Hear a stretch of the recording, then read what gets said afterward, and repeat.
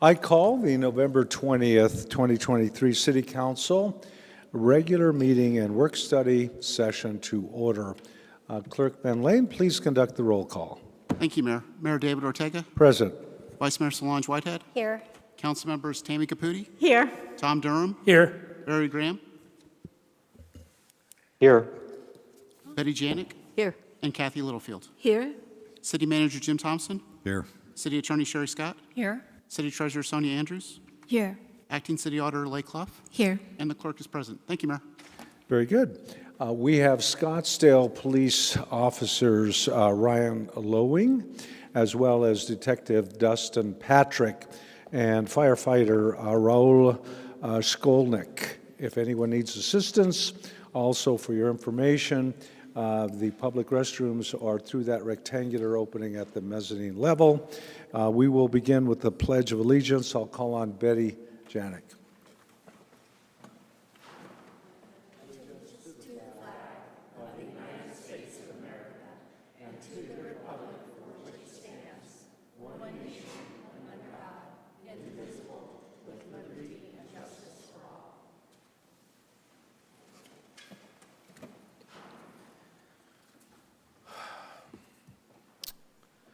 Well, I ask that we take attention, draw our own attention to the ongoing wars in other countries and the suffering that's going on.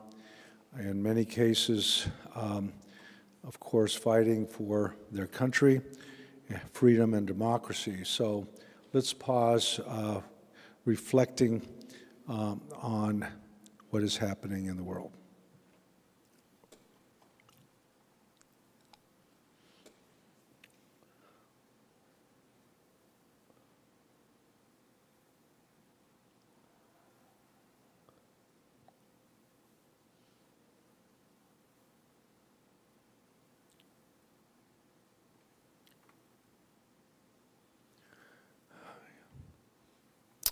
Thank you. Well, we are stepping into the Thanksgiving week, certainly a time for family gatherings and counting our blessings. But we also completed our tributes to veterans, knowing that our military forces are on guard worldwide and especially in danger in the Middle East. So we will continue our national giving thanks for one another, our families, and for safety of all our military. So during tonight's meeting, the council may make a motion to recess into executive session to obtain legal advice on any applicable item on the agenda. If authorized by the council, the executive session will be held immediately and will not be open to the public. The public meeting will resume following the executive session. Per our council rules of procedure, citizens attending city council meetings shall observe the same rules of order and decorum applicable to members of the council and our city staff. Unauthorized remarks or demonstrations from the audience, such as applause, stamping of feet, whistles, boos, yells, and/or other demonstrations shall not be permitted. Violations of these rules could result from removal from the meeting by security staff. It also helps our meeting flow much easier. Our next portion is agendized item is the call to the public. Public comment is reserved for Scottsdale citizens, businesses, owners, property owners to comment on non-agendized item, any non-agendized item which is not on the agenda. Advocacy for or against a candidate or ballot measure during a council meeting is not allowed pursuant to state law and is therefore not deemed to be within the council's jurisdiction. No official action, council action, can be taken on non-agendized items. The speakers are limited to 3 minutes to address the council. If you wish to speak on a non-agendized item, please check with the clerk. Actually, for that matter, if there's an agenda item to speak on, you can also check with the clerk. At this point, we have received 2 requests to speak. You would have 3 minutes. Please come forward and state your name and place of residence. And we have Kyle McGinley and then Brent Beezer.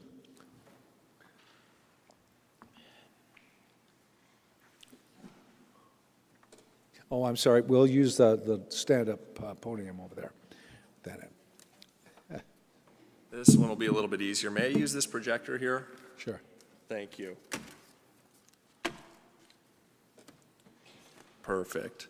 Thank you all for your time today. It's my first time here doing one of these. So my name is Kyle McGinley. I'm here along with my fellow neighbors to discuss a zoning issue that our families are experiencing in South Scottsdale off of Vista Drive and Scottsdale Road, known as the Vista Bonita subdivision. It is important to note that I'm not a one-man band. I have several of our neighbors here with me today that somehow voted for me to come up and present. If you guys would raise your hand to show your support. Thank you. As you can see, there's quite a few neighbors that have been affected or impacted by a zoning issue that we're experiencing in our neighborhood. This shows where a business in question is located, where individuals are parking in front of residences. This shows a couple of pictures here of those vehicles parked in front of our homes, oftentimes not allowing us to access drives.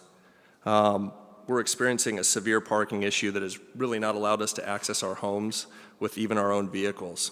As you may or may not Kyle, you can turn those sideways. It's Yep, okay, the sorry. projector. There you go. Yeah. As you may or may not know, earlier this year, your staff approved a use for personal care services under SR zoning for the property located at 5115 North Scottsdale Road, a business called The Dale, which we understand is a salon suites. Per the City of Scottsdale zoning ordinance on their website, personal service businesses are not allowed on SR zone land.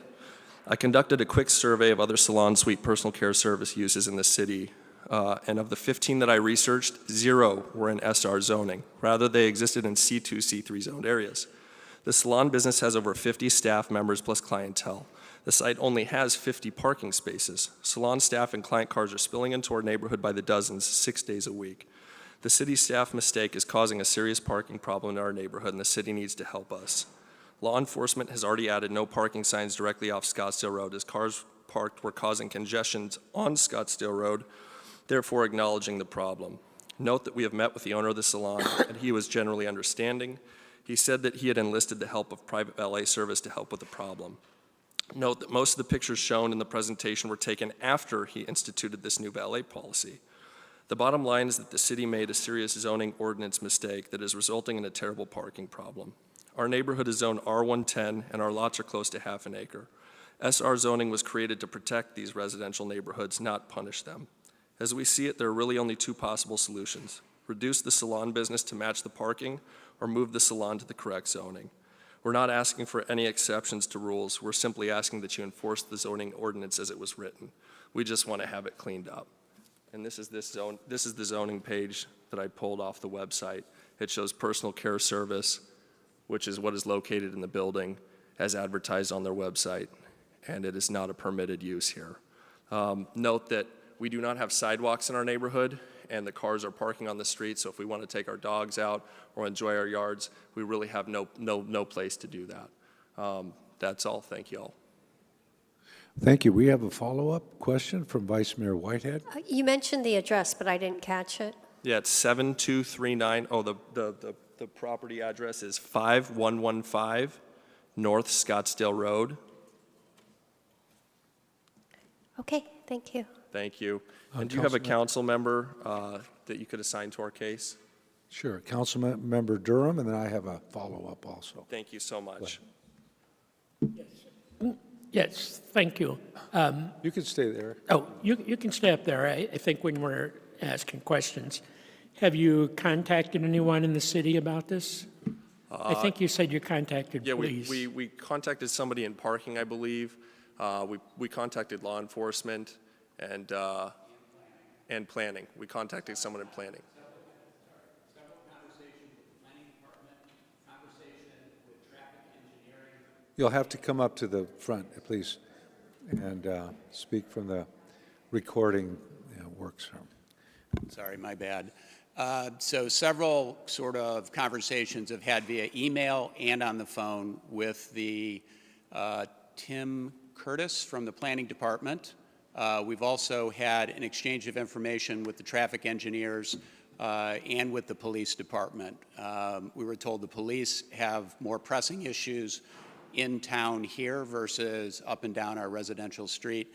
And basically, you've got the traffic engineers telling us we need to go talk to the planning department, and the planning department pointing the finger to the traffic engineers that they need to do something different with parking on our street. And neither one of those really solve the zoning issue that started this whole situation.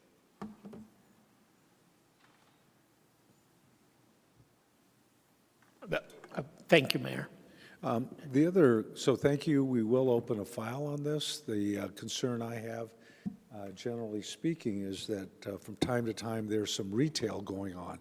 They might sell little beauty kits or some other accessories that is not permitted in an SR zoning. I'm not saying they do, but we have to look into that as to whether or not that's another driver that requires sales tax licensing and so forth. Yeah, so we will follow up with you, and we have your contact information. Thank you very much. Thank you. Next, we have Brent Beezer.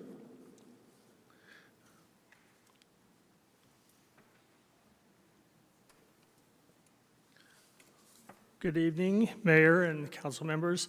I'm going to use the screen here. We are.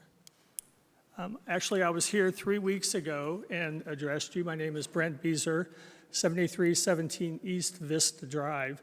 And you're going to notice a little bit of commonality here. The property that Kyle was just talking about that's zoned SR is the one that's right down here. I'm pointing to the one that we've been having troubles with, also zoned SR, that we've been having difficulty with for over 20 years, is this office building. The address of that is 5225 North Scottsdale Road. You'll see that the Doubletree Paradise Valley Resort is right along the border of the one that the subject property I'm talking about is the one that's got the orange tint to it. And several years ago, back 20-some years ago, Paradise Valley actually bought this office building and decided to write themselves an easement to allow overflow parking from Paradise Valley to dump into Scottsdale. And Scottsdale really didn't do anything about it. I brought it to the mayor's attention, brought it to Pettigrew, Councilman Pettigrew, Mary Manross. I brought it to their attention, and it didn't sound like there was much that they felt that they could do. And this property has recently gone through a staff review as opposed to go into any kind of a DR that would have been more appropriate when this was being remodeled. The big problem we're having here is that this parking is coming through here, and the parcel being zoned SR has no affiliation or nothing that would be of a hotel type of use. Hotels are 24/7, 365 days a week. SR zonings are supposed to be quiet little office buildings, where maybe your insurance guy works or something. So what we're trying to do is to get the staff to give us some assurance that they are going to enforce the zoning. They don't seem to be particularly interested. The story I sort of get is, well, when we do our zoning enforcement, we kind of look at the building and we don't look at the parking lot. Well, I'm an architect. I've been doing this for 40 years, over 40 years. I've never had any staff member tell me that the zoning only applies to the building. So what I'm doing is I'm standing here basically with my hat in my hand. Who do we go to get the SR zoning enforced? The staff does not seem to be interested. And I spoke with Councilman Graham about 3 weeks ago, and he was very courteous, responded to my call the very next day. We just don't know who we're supposed to go to get the enforcement. We've got the zoning on our side. We just can't seem to get the city staff to basically back up the zoning. So that's my presentation. I'm happy to take any questions. Okay, we have Councilmember Graham. Thank you, Mayor. Greg, thanks for coming back to us. So we had an exchange, and then Brad Carr responded. What did you think of his reply? Well, I basically was asking a very simple question. Is the city staff going to enforce the SR zoning? And I seem to get kind of this odd answer that really didn't address my point-blank question, are they going to enforce it? He said, well, there's plenty of parking there, it's an office use, and the office is going to have its parking, and it's got more than enough parking. Well, I know that. I'm trying to figure out, is the city of Scottsdale going to prevent the hotel from parking, the hotel in Paradise Valley, another jurisdiction, from parking overflow cars and whatever vehicles on the city of Scottsdale SR zone? In order for it to be a hotel property, that would have had to have been like an R5 or R4R to be, hotel compliant. So, Now, SR has nothing to do with hotel. right. I was going to ask you, though, Brad said that, that he had spoken with the hotel, and they were no longer going to use it as parking. And did that come to effect, or is that? Well, I followed up on the email because I saw that you were involved with that same email, and I appreciate that you've been, staying Johnny on the spot with this as we've been going through it. And, I asked him, oh, that would be wonderful. Can you give me some kind of documentation that would back up that they're going to stop the parking on there? Because, they could say that 1 week and then a week later say, oh, we're changing our mind, we're going to allow it. The big problem that's happened here is that when this piece of land was purchased by the hotel back in about 96, they basically wrote themselves an easement giving them perpetual use of this parking lot for their hotel parking. And the city of Scottsdale was not a party to it. Basically, the ownership of the hotel basically just helped themselves to a Scottsdale parking lot that isn't even zoned appropriately. And what we're trying to do is we're trying to, stop the problem that the staff created, 25 years ago. But you haven't seen a downtick in the parking violations or abuse, or? Right now, the property is completely enveloped because it's going through a major remodel. Oh, that's right. So it's completely, behind cages. In the beginning, when the hotel very first bought it, it was a major problem. The valets would come in there, park the cars on the lot, and instead of going back through the gate, the penetration gate right here, they would get onto Scottsdale Road, and then they would drag race back to the lobby to turn the cars back in. On weekends, we would get, buses idling, tractor trailers would, stage for their events and things like that would be there like on the weekends idling, it was a smelly mess. And then as the ownership changed, the use tended to kind of change and was volatile with the ownership and the needs of the hotel. And it seemed like it never had anything to do with the SR zoning. It was whatever was convenient to hotel. Thanks, Craig. Thanks, Mayor. Okay, and I do notice they keep a chain across at the DoubleTree. They keep a chain across the South Drive all the time, which presents a problem.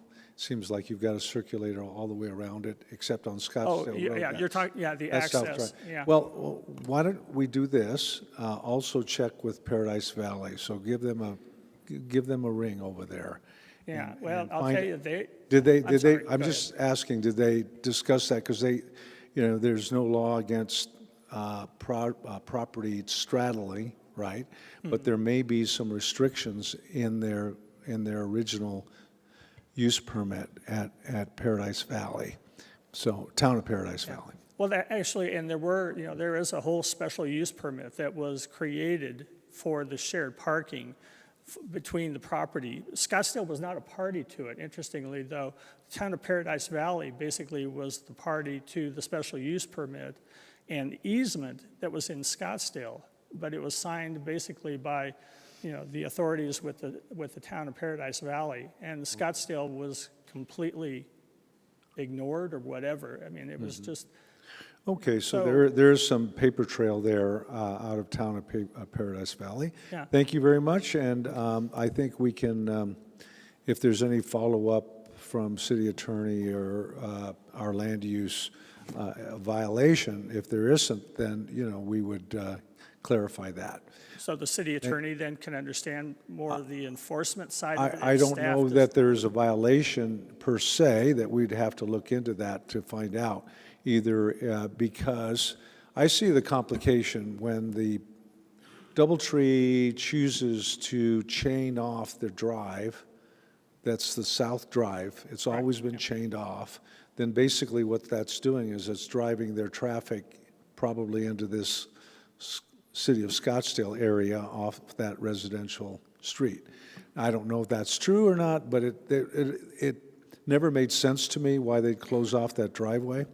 But we will take it under advisement, and I don't know that they have violated yet, but we'll look into it and get back to you. Yeah, and it's mostly a history of Yeah. violation, and in the meetings I've had with their architect and with the owner's rep, their Thank you, sir. indication is that, they feel they can't get out of this easement. So, Well, okay. They may feel they have rights through the town of PV that we cannot obviate. We can't necessarily change that. But I'll leave it there right now, and thank you for calling it to our attention again. thank you very much. Thank you. We do not have minutes to approve at this meeting, so we will move on to the consent agenda items, 1 through 10A, and these are posted with full file backup. And as I understand it, Councilmember Graham, did you want to have any issue or a consent agenda item brought for regular agenda, or did you have a question that we could be answered? Oh, I just didn't know if we had time for a presentation on items 1 and 6. For 1 and 6? Yes, sir. Well, then. We can just pull them, or we can, Well, if you have a particular question on it, if not. I did have a few questions, just, but their presentation may answer all my questions, kind of thing. Okay, so the presentation that we see includes 390 pages, right? That's what is I included. only want to go through every other page. Well, it is 394 pages, so, either we have, so at this point, what about 6? You said 6. That is which case? The legislative agenda for discussion, and do you have? Is Allison or somebody available to talk to us? Sure, about? she is. She is available. So, let's handle it at the consent first, if they can Okay. answer your question without pulling Good it idea. to Good the idea. regular agenda. Thank you, Mayor. Okay. So we're calling forth city engineer, Allison Timku, and this project and references the construction manager at risk, construction phase services for Ashlar Hills Park. She'll give you the overview on the presentation. Go ahead. Hi, good evening, Mayor, members of council. Consent agenda item 1 is the construction manager at risk construction phase services for the Ashlar Hills Park project.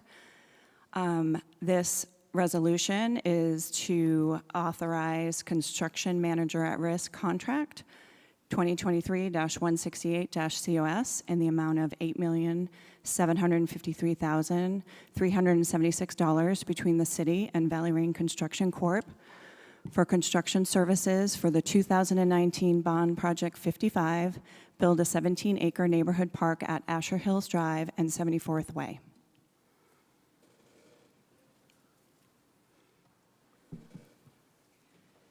Okay, so this project, you've seen it a few times. The pre-construction services with Valley Rain Construction was actually awarded back in June of 2022. Since that time, they've been working with the designer, the architect on board, to look at the project for pricing and value engineer opportunities. This is the site plan, and if you recall, the north arrow is actually oriented to the right. So you would have to flip this to actually get it oriented in space correctly. But this basically shows the general site plan. Not a lot of detail on this one. It just shows the full site. The area in the south where the parking is, we have the 2 turf areas in the middle of the park. There's a covered playground as well as a restroom building. There's a basketball court, 8 pickleball courts, and then the area to the north is the majority of it is undisturbed, and it's going to be used as NAOS and walking trails.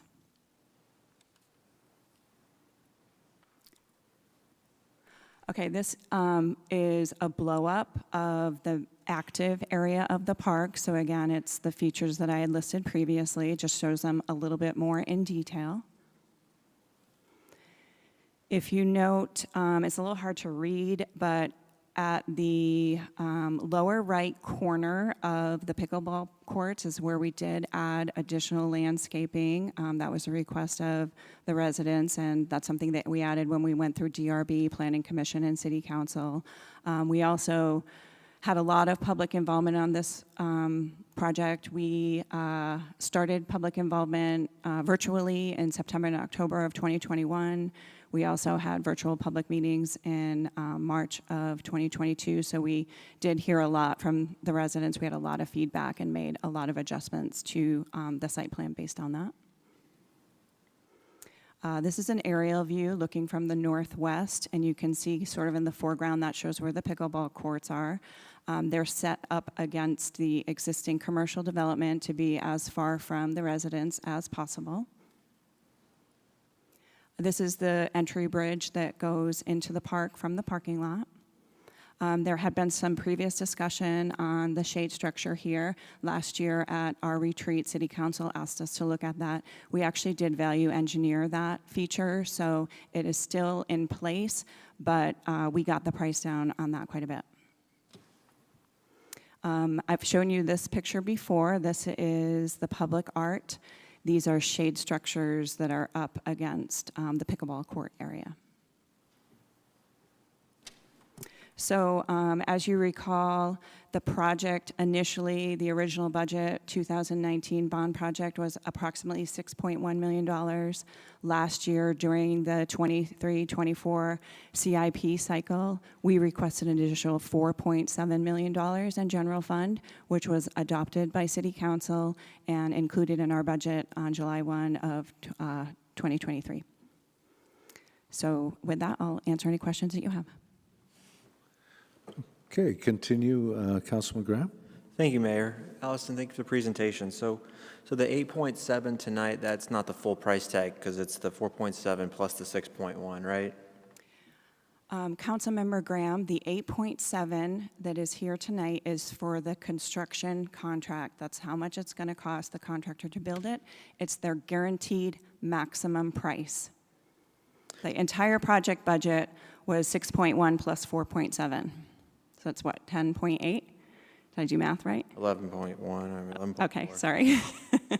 Okay. So it's almost 100% over budget, you know. But I was going to ask, what kind of value engineering savings were you able to find with the shade structure and some of those other cost drivers? So for the shade structure itself, our architect looked into it, and we were able to decrease the cost by using a different material, a different grade metal for it. We didn't have to sacrifice aesthetics or Councilmember Graham, no, it quality. still is going to have the same effect. Okay. And then just for kind of in plain English, this is a CMAR. Can you explain the difference for just the general viewer, how is that different than like a normal fixed contract bid or open bid process? Yes, Councilmember Graham, members of council. So when we do a CM at risk contract, a construction manager at risk, it is required of us from Title 34 Arizona State statutes to go through a qualifications-based selection process. So it's not a low bid. So we do do an RFQ, a request for qualifications. We do select our contractor based on qualifications, and then we hire the contractor under a pre-construction phase services contract, which I had mentioned was authorized by City Council back in June of 2022. They are on board under a pre-construction phase services contract to do pricing, look at value engineering, hearing, and then to finally develop their guaranteed maximum price. And so then once they develop their guaranteed maximum price, which we negotiate with them, they also go ahead and bid out a lot of the subcontracts for that. And then we come to you now with the contract for the guaranteed maximum price, which is the construction services contract. It seems like we're doing more of these construction management at risk. Would this kind of project historically be one of those? I mean, I would think this would be an RFP, your standard. Councilmember What was the Graham, thinking behind this one? going one way Councilmember versus- Graham, members of council. So basically, the construction, the way construction has been going over the last several years with certain unknowns and pricing escalations, material shortage, labor shortage, everything that we've explained to you before, that makes the construction manager at risk delivery method, it really helps us in that situation. So if you recall, on certain projects, we've come forward with a guaranteed maximum price for early procurement of materials. Right. So we're able to secure materials at a certain price, and then we come back for a GMP2 for the actual construction. Some projects, we've had several GMPs. So yes, as of late, we've been much more successful with our contracts when we've been doing them as a CM at risk. We've been doing more lately as a CM at risk than in the past. Okay, I guess my question was, you answered my question, but it's just kind of wondering out loud, we're doing more of those versus sort of traditional or, the standard way of procurement. So it makes me wonder, but you answered my questions, and I have no further. It was a good presentation. I'm really excited to check off another bond project, right, from 2019 bonds. Yes. And move forward with that. So thank you, Mayor. Thank you, Allison, for your time. Thank you. Sure. I would just comment that construction manager at risk allows very efficient way to proceed with a project. For instance, even the fire academy they can basically start digging foundations with subs as they go versus waiting for putting out a bid package and then waiting for the lump sum amount that might have different classes of subcontractors, whereas at risk, they're always quantifying them as they go, and it is the most effective way. I noticed that the subcontracts were about a $6 million one, but then you've got the management of everything and coordination plus a pretty hefty contingency. So moving on to item number 6 has to do with our policy, and this would give us a quick review of this on a consent agenda item. Dale Webish will come forward and talk about our government policy and how we move forward in communication with the state and federal. Thank you, Mayor and Council. Dale Webush, Government Relations Director. I don't have a formal presentation, but I'd be happy to answer any questions on the 2024 legislative agenda. We did meet with each of you sometime in pairs, and so hopefully I can answer any questions that you may have. Go ahead. Thank you, Mayor. Dale, can you just go over kind of if there were any substantive changes between the prior year and the current year? Mayor I'm sorry to interrupt you. Can you also just for the audience, for the public, tell them what the document does, just Sure. very, very briefly? Sure. Thank you, Councilman. The legislative agenda has a couple of purposes. One of those purposes is to grant the council's authority to the Government Relations Department to go down to the state capitol and put forth positions on various pieces of legislation. It also spells out to our legislators the kind of things that we are interested in and makes our statements, our stands, so to speak, in front of the public. So in terms of major changes from last year, we added a handful of pieces here and there. I don't have last year's in front of me. I apologize for that. Our basic core principles remain the same. We want to preserve our unique character and culture of Scottsdale. We want to preserve local funding and support local authority. Those are tenets that we just don't yield on. And then in our policy statement sections, prosperity, finance, livability, We did some pieces in there to get them to be more in line with words and statements that are in our general plan. So outstanding livability, for example. We continue to seek ways to have good quality jobs here in the city, healthcare, information technology. We want stability in our retirement systems. We want funding programs that align with city initiatives without many strings attached.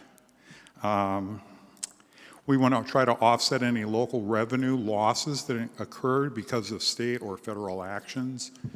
For example, residential rental tax, which will go away in 2025, and any kind of unfunded mandates that are going to limit our ability to give the best quality services for our citizens.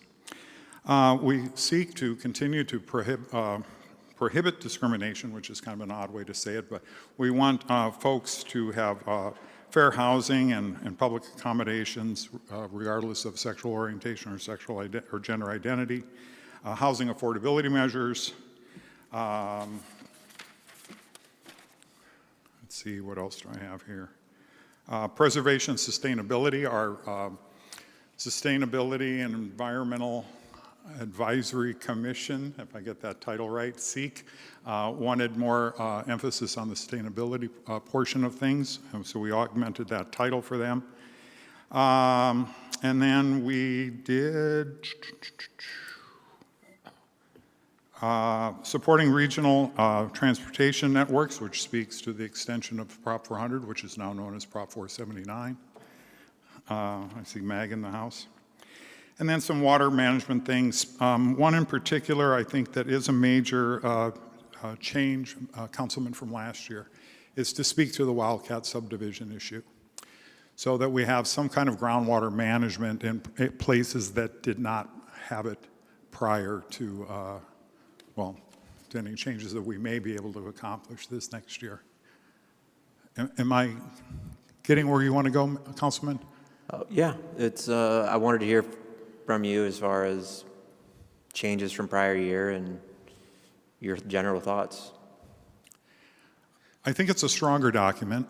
I think the work that each of you contributed to this and our executive team and their staffs allowed us to speak more clearly to certain items. I think the core tenets, the core principles remain the same, and those have to remain the same. Those are things that we always believe in.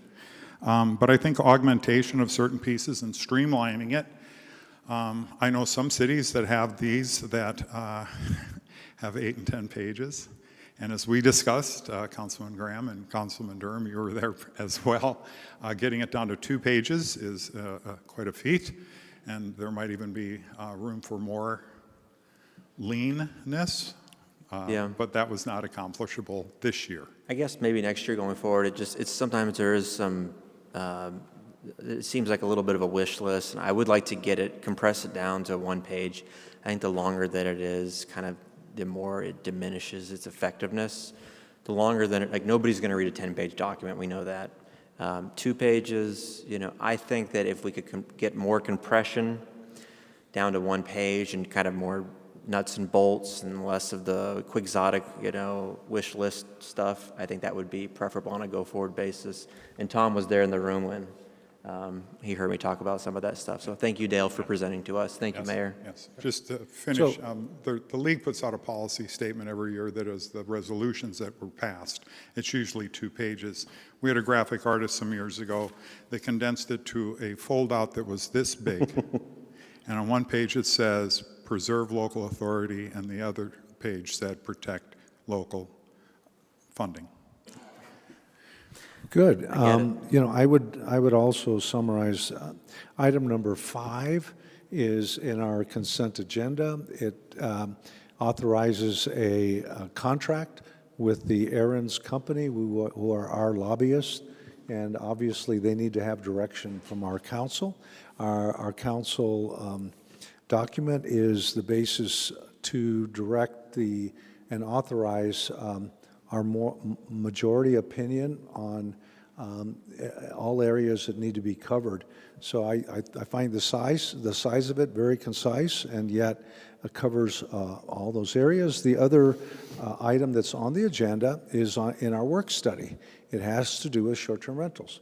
So once again, that is covered in our overall wish to maintain healthy neighborhoods, to have good law enforcement, and not be stripped of those powers, such as happened at the state level. With that, I would go ahead, Vice Mayor Whitehead. Yeah, thank you, Mayor. Yeah, I actually think it was very concisely written, and I encourage every member of the legislature to work with us, and then these wish lists will get shorter and shorter. And I think everything on this list, if approved, would save our taxpayers money, improve our quality of life, and reduce some of the health risks that we're seeing associated. And certainly the funding is crucial, because the funding is what pays for our police, our fire, our social services, and our parks. So with that, I am motioning to approve the items, the consent agenda items 1 through 10A. Second. Thank you. We have a motion and a second. Just for the record, I will open public comment, but I don't believe there is any public comment on these consent agenda items. So to clarify that, then I would close public comment. We have a motion and a second. Please record your vote.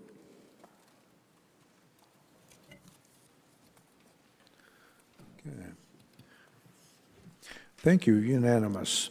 Next, we'll move on to the public comment. We have a second opportunity for public comment, and seeing none, I would close that. Another item on our agenda is a possibility of a citizen petition. According to our charter, any citizen can propose a petition and petition the council. If so, they would have recorded it with the clerk, and then we would have read it at this time. Clerk tells me there is no petition request, citizen petition, therefore I close that item. Next, we have a opportunity to go into work study. And the work study is a session which would provide a less formal setting for the mayor and council to discuss specific topics with each other and the city staff, and provide staff an opportunity to receive direction from the council. To provide an opportunity for the public comment can occur regarding any of the work study items, and we would open public comment. Public comment would be the opportunity to speak of our work study items, and seeing none, I would then close public comment. Next, we'll move forward with two topics as per our agenda. First one is Maricopa Association of Governments, MAG, Economic Trends presentation, and I would call forward Ed Zerker, the Executive Director of MAG. Welcome, and happy to see you here. Thank you, Mayor Ortega, members of the City Council. It's good to be here with you today. We appreciate the invitation to come speak to you. Maricopa Association of Governments is a member agency. It has a long history of over 56 years in the region. In fact, Scottsdale has a key part in that history, in that Scottsdale Mayor Bud Timms was the first regional council chairman in 1967 of the Maricopa Association of Governments. A little history there. The connection with Scottsdale runs deep at MAG. As I said, MAG is a member agency. We are a regional planning organization and a council of governments. Members are 32, which is 27 cities and towns, the 2 counties, Maricopa and Pinal, and 3 Native nations comprise the membership of MAG. Each member has 1 vote, sits at the council together to speak of items that are of importance to the region. Some of those items include transportation planning, air quality planning, human services planning, water quality, and air quality. We're here today to talk to you about another thing that happens at MAG, which is we have a staff that collects data that would not be feasible for each individual city to do on its own. So as a member agency, we are able to gather data from all 32 of our member agencies, put it together, and create information that hopefully, as you have tonight, will be actionable for you. So with that, we were invited to come share the information on housing and economic trends in the region. I think you'll find it interesting. You'll hear tonight from our Director of Regional Analytics, Anubhav Bagley, who will run you through a presentation that has a lot of specific information to Scottsdale in comparison to the region. With that, I'll turn it over to Anubhav.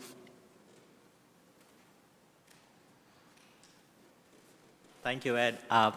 Mayor Ortega, members of the Scottsdale Council, thank you for having us present this data.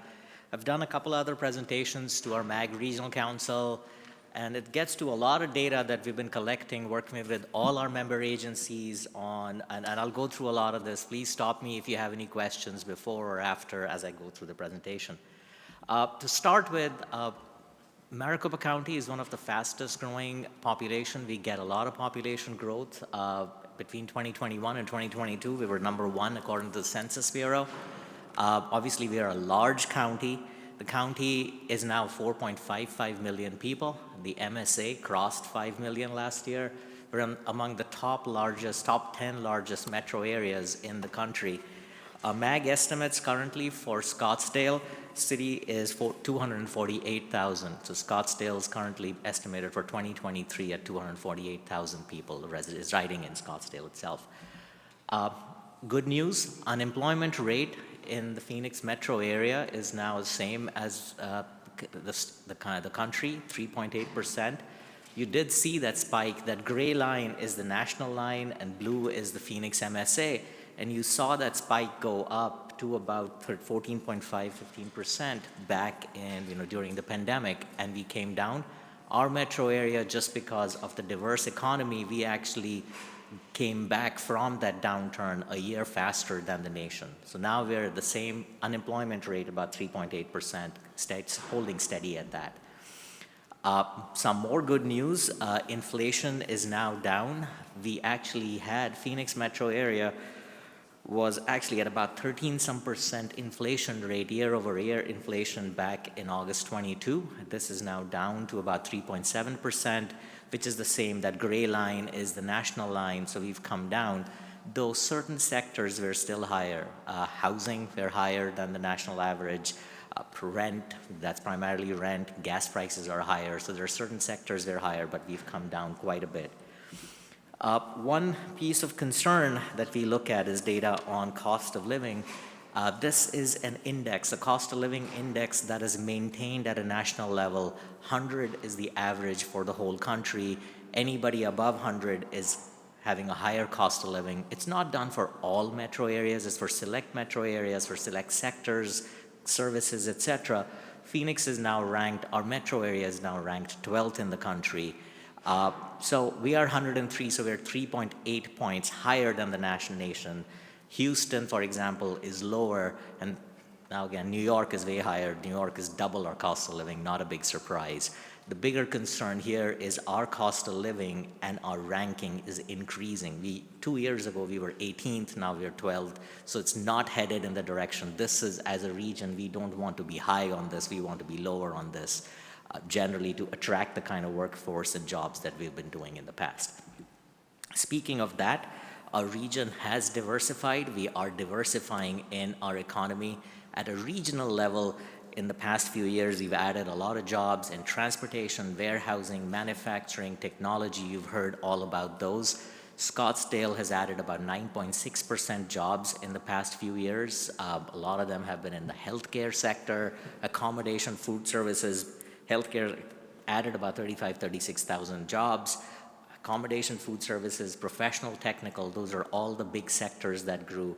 Retail trade grew about 20,000 some jobs in the past few years. So again, attraction of jobs is big. MAG estimates currently Scottsdale is about 207,000 jobs in the city of Scottsdale itself, and they grew by about 9.6% in the past 2 to 3 years. Talking about jobs, one of the other big pieces, as you saw, between the comparison between population and jobs, Scottsdale is a very job-rich community. Scottsdale as a city attracts a lot of workforce from the rest of the region itself. So about 80% of workers, people who work in Scottsdale, live outside the city of Scottsdale. The regional average is about 63%. So across the region, in all our cities, It's about 63% of their workforce comes from outside. Now, in certain cities, that may be higher or lower. Phoenix is about 50-50. 50% of their residents leave the city, 50% of their residents come from outside. For Scottsdale, city of Scottsdale, 80% live from outside. So again, attractivity and attraction of that workforce in Scottsdale is essential for keeping this community vibrant and keep attracting those jobs. The other piece to think about, and again, coming from the transportation perspective, people who are living and working in Scottsdale drive about 33% longer to come in. So that distance they're traveling.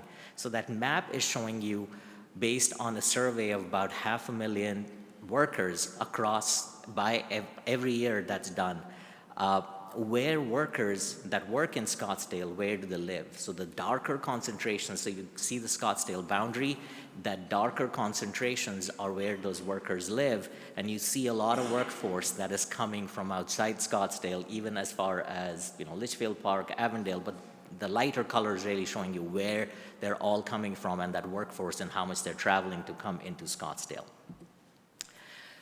One of the things that we keep tracking on is data on housing completions, the certificates of occupancy.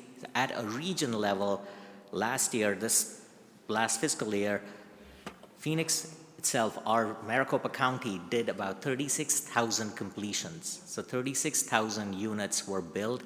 This is about what was done back in 2007. So we're kind of at that pre-housing downturn. So back in 2005 or so, the county was doing about 47,000 housing units per year. It dropped to about 5,900 about 2011. We're now back at about 36,000. So that's a good trend. We're building a lot of housing. We're attracting a lot of population. The thing that's very different now is back when multifamily apartments, et cetera, in 2005 was about 14%. That is now 40%. So that share has shifted quite a bit, and that you're seeing in those charts between the lighter and the darker colors. Mayor, yes. Yes, I see a question from Councilwoman Janik. Mayor, could we just quickly go back to page 7? 80% of the workers in Scottsdale live outside the city. My question is, have you seen any trends that we are having more people live out of the side of the city as time goes by, or fewer people outside of the city, or it's kind of static? Councilwoman, I don't have the answer to that right now. I'm happy to check that because this survey data we get every year, and I'm happy to check that and get back to you. Yeah, I would appreciate that. I think Absolutely. that would give us some valuable information. Thank you. Absolutely. Good. Councilmember Graham? I had the same question, and Anubhav, how do you say your first name, sir? Councilmember, that's exactly how you say it. You said it perfect. Did I really? Wow. Yes. I'm proud of myself. Yeah, seeing that longitudinally over time would be very instructive because we were promised all these knowledge workers would be remote living and, writing software from their kitchen table and requiring no commute. That would be something to be, we'd be interested in a longitudinal information on that. I had a question on, and is it okay if we ask questions now or should we wait for our questions? Why don't we take it and bite size? So go ahead. Are you sure, Mayor? For what they've covered so far. Just slide 3. And we see all the advanced presentations, so we have. There's 80 slides, I think, here, so I don't want to, 82, okay, whatever the number might be. I don't want to belabor it. Anubhav, if we can go to slide 3.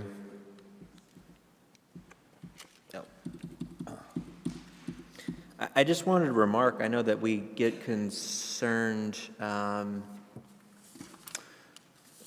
sorry, I guess I was referring more to slides 3 through 6, with the 6 being, yeah. We talk a lot about, we're always concerned about diversifying our economy, but this kind of shows me that our economy in Scottsdale is pretty diverse right now. And I see your head nodding, so I just wanted to remark on that. I'm very pleased that the data sort of bears that out. It really wasn't a question, just an observation. Councilmember, if I may, two comments that you mentioned. One, work from home, again, through this survey, we get that. That number, people working from remotely from home, et cetera, had actually gone up quite a bit to about 40, 45% during the big pandemic itself. That is now coming down to about 24, 25%. And it'll be interesting to see over time how that changes. If you're interested, we're happy to provide that data by sector, et cetera. I think we would have some interest in longitudinal information Yes. because, Absolutely. you know, what I was going to say about that is that now that, are we heading towards recession or are we not, and that's one of the ways that firms are sort of doing layoffs is by requiring, people to come, we're going to change our policy. There's so many factors that go, we want fewer commuter miles, we want less fumes out there that we're breathing in, but we all know that the more that streets empty and open up and the fewer people that are commuting, the fewer people use bus service and carpool because the streets are lighter, but I can get there faster. So it is a multivariate equation that is hard to summarize in a simple way. Right. So the other question is back to slide 7, 15-mile commute. Can you just talk a little bit about that number on a national average basis? National average, I won't have that with me, council member, because this survey is primarily done for Maricopa County. Okay. And this is some data that we are very lucky to have that gives us this live-work analysis. But yeah, what we're seeing is that 15.2 miles is the average for miles traveled within Maricopa County. And in general, workers living outside Scottsdale are traveling about 20, 21 miles. Thank you, Bob. Thank you, Mayor. Councilwoman Caputi, then Councilwoman Janik. Can you pull back up the slide with the housing completions for a second? I'm still trying to figure the system. Yeah, so that's cool. So basically, all those years where we were under delivering, and it took us 16 years to get back to this pre-recession level of what, like I said, 16 years ago, and now we're finally back where we were. So all those years of not giving enough housing as the population was increasing, and now we're finally back about where we needed to be. Actually, Councilwoman, I'd say that as the downturn, that big housing downturn that we had, in our estimation, we had overbuilt at that time. And that caused the big recession. You had a lot of foreclosures, you had a lot of distress in the market. We were like number 2 in the country on distress in the market. And so the market has shifted since then. And at that time, that was the first time in history that we have data, we actually lost population, where the population actually during that time period was the first time we saw a decline in our population. Now that you've been seeing all this growth, and particularly after the pandemic, is when we really started seeing a big change in population and migration numbers. Okay, I have more comments, but we'll rest there for a moment. Thank you. Okay, Councilwoman Janik. Thank you, Mayor.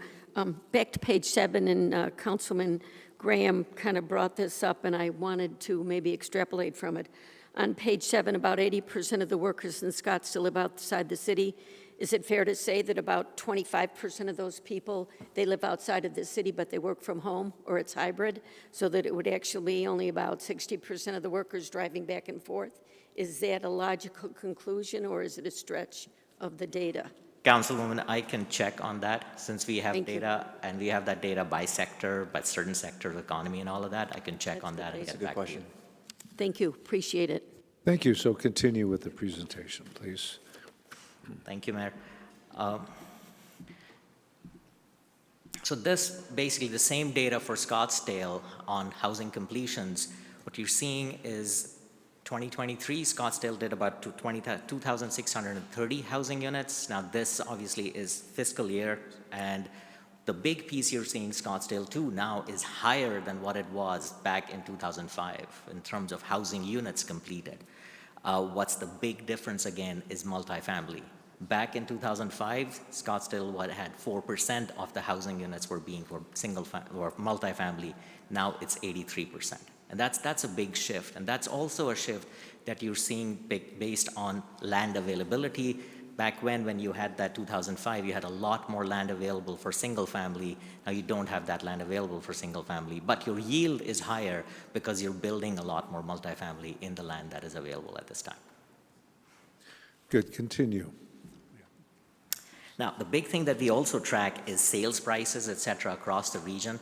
And so what this chart is showing you since 2011 to 2023 is what the sales for all homes, this is MLS data that we are tracking over time. Back in 2011, you had that dark blue, which was under 200,000. The lighter green was 200 to 300,000. That accounted for 88% of the regional sales of all home sale prices. Now in 2023, well, that dark blue under 200,000 is pretty much gone. And that under 300,000 is about 15%. So there's a big change in that affordability. What's very interesting to me as I've looked at this is obviously that lighter blue, 500,000 plus, did not used to be a large, that has now become a big part of our housing segment and of our sales prices. But what's interesting is this recent downturn, we had the sales price, they have, with interest rates going up, you've had a decrease in sales prices, about 9.6% across the region.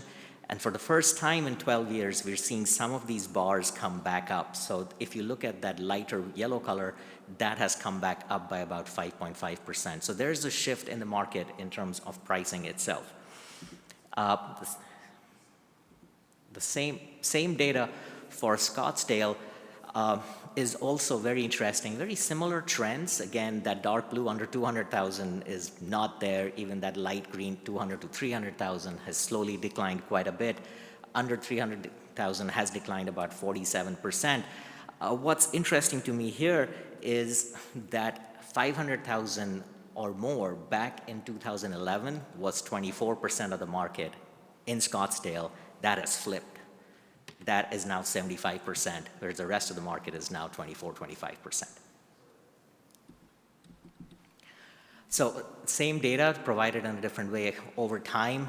Across the region in June 2022, we had the highest median sales price. That was about $475,000. That has now declined by about 9.6%. Currently, it is about $431,000. Scottsdale was $850,000, it's now declined $820,000. So Scottsdale dropped about 4% or 3.5%, 4%, whereas across the region is about 9.6 to 10%, depending on the area, et cetera. By zip code, it changes. What's also interesting in the existing market is last year, as you are seeing a lot of interest rates increasing, there was a lot of stories about distress in the market, there'll be foreclosures. We're not seeing any changes in distress in our housing market at this time. The number of foreclosures and the percent of foreclosures and distress is as low as we've seen over time. But what's changed is the number of days that housing is listed has increased quite a bit. But the other piece is there's a complete lack of mobility. People who are households that currently own homes with a low interest rate have no desire to change. They're not looking at increasing their size or decreasing the size of their home. They're staying where they are. So we're seeing historic lows of the number of homes that are listed at this time. They're quite a bit lower than what they were.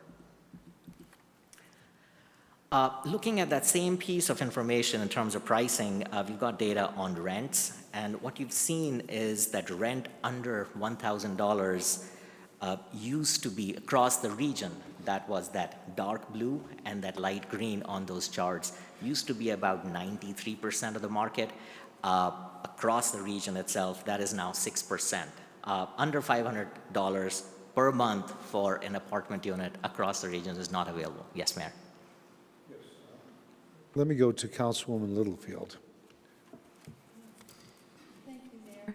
I just had a question on the previous slide where you said there's no distress, but the product isn't moving, the sales. Would that be because people have long-term mortgages that are better rates of interest or things like that than they can get today, and they don't want to get rid of those mortgages? That's what we think it is, Councilwoman. What we're seeing is that the inventory of homes that people have listed is about 30% lower than what it was last year at this time, and the average days on market is up. So that's what's going on. So you don't have households, families that have a good mortgage, they're now not looking at selling at this time, and so all you have is the newer homes that the builders are building that's available. It's interesting. I would be interested to watch the trend line on current rates on mortgages, whether they're going up or down.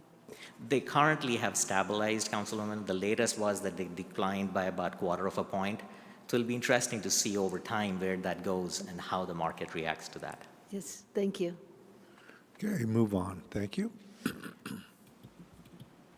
So on this, looking at rents, what you're seeing is that dark blue under 500 is gone, but what you're seeing is that higher end on the above 2,000 across the region is actually increased. But again, as I was mentioning, what we saw on the sales side, even the rental market per month has stabilized. Now, these numbers, what we have, do not include data on rents that include incentives, et cetera. This is rents itself, so incentives may be added on to certain other things. Scottsdale has a very similar pattern, but what you're seeing in Scottsdale is under $400,000, So Scottsdale rent under $1,000, if you look at that green, light green, is not what was back in 2010, the largest share of the market, now is not there. What you're seeing is the $2,000 plus, the $1,500 to $2,000, et cetera, across the board that you see that. So again, rents have gone up quite a bit over time. The other piece we've noticed is rents in units and apartment complexes that were built recently are about 25 to 40% higher than what the units were built pre-2018. So that darker line is showing you dollar per square foot for apartments that were built prior to 2018. Over the region, it's about 25% higher. Scottsdale is that lighter blue line, where currently in Scottsdale, generally apartments that were built, newer apartments that were built since 2018 are about $2.61 per square foot, whereas those across the region that were built before 2018 are about $1.80. One good trend at this time is vacancy rates. So number of apartment units, number of units that are vacant has increased. We had very low vacancy back in 2021, early 2021, during the pandemic, et cetera. Scottsdale is that blue line. We only had about 4.7% availability of apartment units at the time. Regionally, it was 4.9%. That is now anywhere between 9.5% to 10%. Yes, Mayor. Thank you. We'll go to Councilmember Durham and then Councilmember Graham. Thank you, Mayor. A number of these slides on the prices of houses and apartments, there's a footnote at the bottom that says they're adjusted for inflation. Our inflation rate here has been a little higher than the national average. So do these slides take into account our higher inflation rate, or are they some kind of a national CPI rate? Council member, they'll use our local rates where we're looking at dollar cost. What was that same dollar back 10 years ago versus today in this region? Okay, all right, thank you. Councilmember Graham. Thank you, Mayor. On about slide 9, I'll keep my remarks very brief. That's just eye-popping right there. I mean, the percentage of total new housing, multifamily versus single family. And I understand build out and land constraints and all that, but I just want to remark that is eye-popping right there over the last 9 years or so. Slide 10. I'm sorry if you explain your credentials. Are you an economist? I don't have an economics degree. I have a planning degree, but I've been doing this data and analysis for quite some time. So you play one on TV? I play one on TV, yes. What happens to prices when Scottsdale prices when interest rates go down? Oh, now you really want me to play. Council member, let me sort of reframe the question. We always expect from a basic economics that when interest rates go up, that prices would go down, but they both went up. And we know we talk about population growth and, all that. I mean, how bad would it have been if interest rates hadn't spiked? And briefly. That is such a good question. So there's so many factors to that, Council member. One is how many units are we building? Right. So it's multifarious answer. Yes. Slide 15. Does this rent per foot, does that include all those junk fees that they're charging?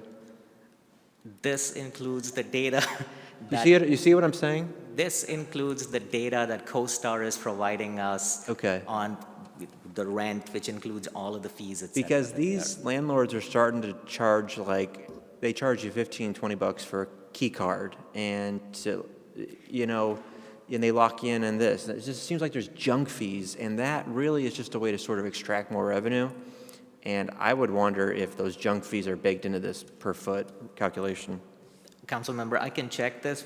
This does not have is any incentives. If there are times that they're giving, sign a 12-month lease and they're giving you a month or 15 days off, this does not have any data on that. Okay, thank you. Slide 16. Does this include snowbirds and owner unoccupied houses? Council member, this only includes apartments. This is multifamily. Right, I have some more data Okay. on second home ownership, et cetera. Okay, thank you, Mayor. Thank you, Anubhav. Absolutely. So we'll be looking at more detail on the demographics of the multifamily, but I'll go to Vice Mayor Whitehead now.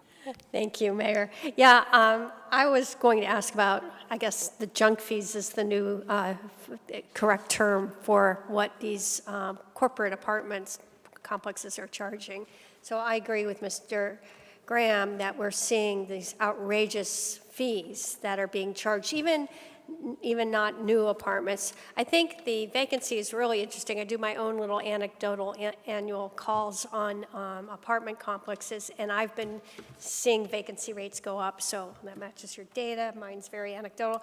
I want to go back to that eye-popping chart that Councilman Graham mentioned because this is where sometimes we have misinformation get out there. So a couple things I just want to make sure in case the public's listening. Number one, these apartments, we talk a lot about the pipeline. So these apartments were approved. This is not the annual apartment approval because we've been very far down in apartment approvals in this since the last couple of years. So many of these apartments were approved in the 2010, 2011 timeframe. It just took a long time for the developers to get off their duffs and get them done. And then number two, this is a chart that talks about new construction. This is not a percentage of our housing inventory. And that is really key because Scottsdale remains we have a very high percentage of our housing inventory is single-family homes. But as we do infill and as we recovered from as we went into the 2010s, we saw that council approve quite a bit of multifamily. So I just want to clarify that. I have several people that do listen to or watch this, and these are not approved this year, and it does not reflect our housing inventory. Thanks. Okay, Councilwoman Caputi. I like this slide. And again, I agree, Councilwoman Whitehead, and then just back to my comment from earlier, City of Scottsdale is growing about 1% per year the last 10 years. So this amount of housing, your chart looks a little, charts are always a little eye-popping, but again, we are a city, you just said, of 248,000 people. We're growing 1% per year. Think about that. I'm just going to leave it alone. You can see those numbers. They're all below 1% increase of our population year after year after year, which means as our population goes up and we're not delivering that number of housing, we're far below it each year up until this most recent year. So just an interesting point. It's not a question. Thank you. Okay, let's look at the Valley-wide and the Scottsdale demographics next.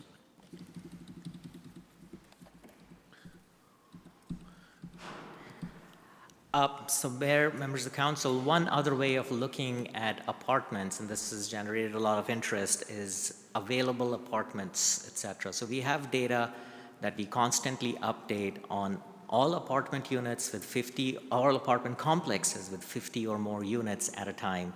What this map is showing you by size, each apartment that currently has vacant units. Now mind you, these are only with 50 or more. These are the ones that are not brand new, they're stabilized, they've been there for some time. And that size of the circle, that the largest size is about 200 vacant units. And what that's telling us, Regionally, we've got about 22,265 apartment units. And the reason why this is 6% is showing you what we don't cover is we don't have those units that are under 50 located, right? So if you look at this, we've got where these are, the darker green, et cetera. Now, if we were to take this, this thing is going a little slow now. Oh. Now we start looking at rent.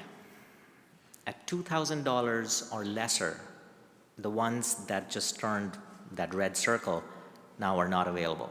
That is 2,000, the rest of them are $2,000 or lesser. The ones that are higher are ones in the uncolored.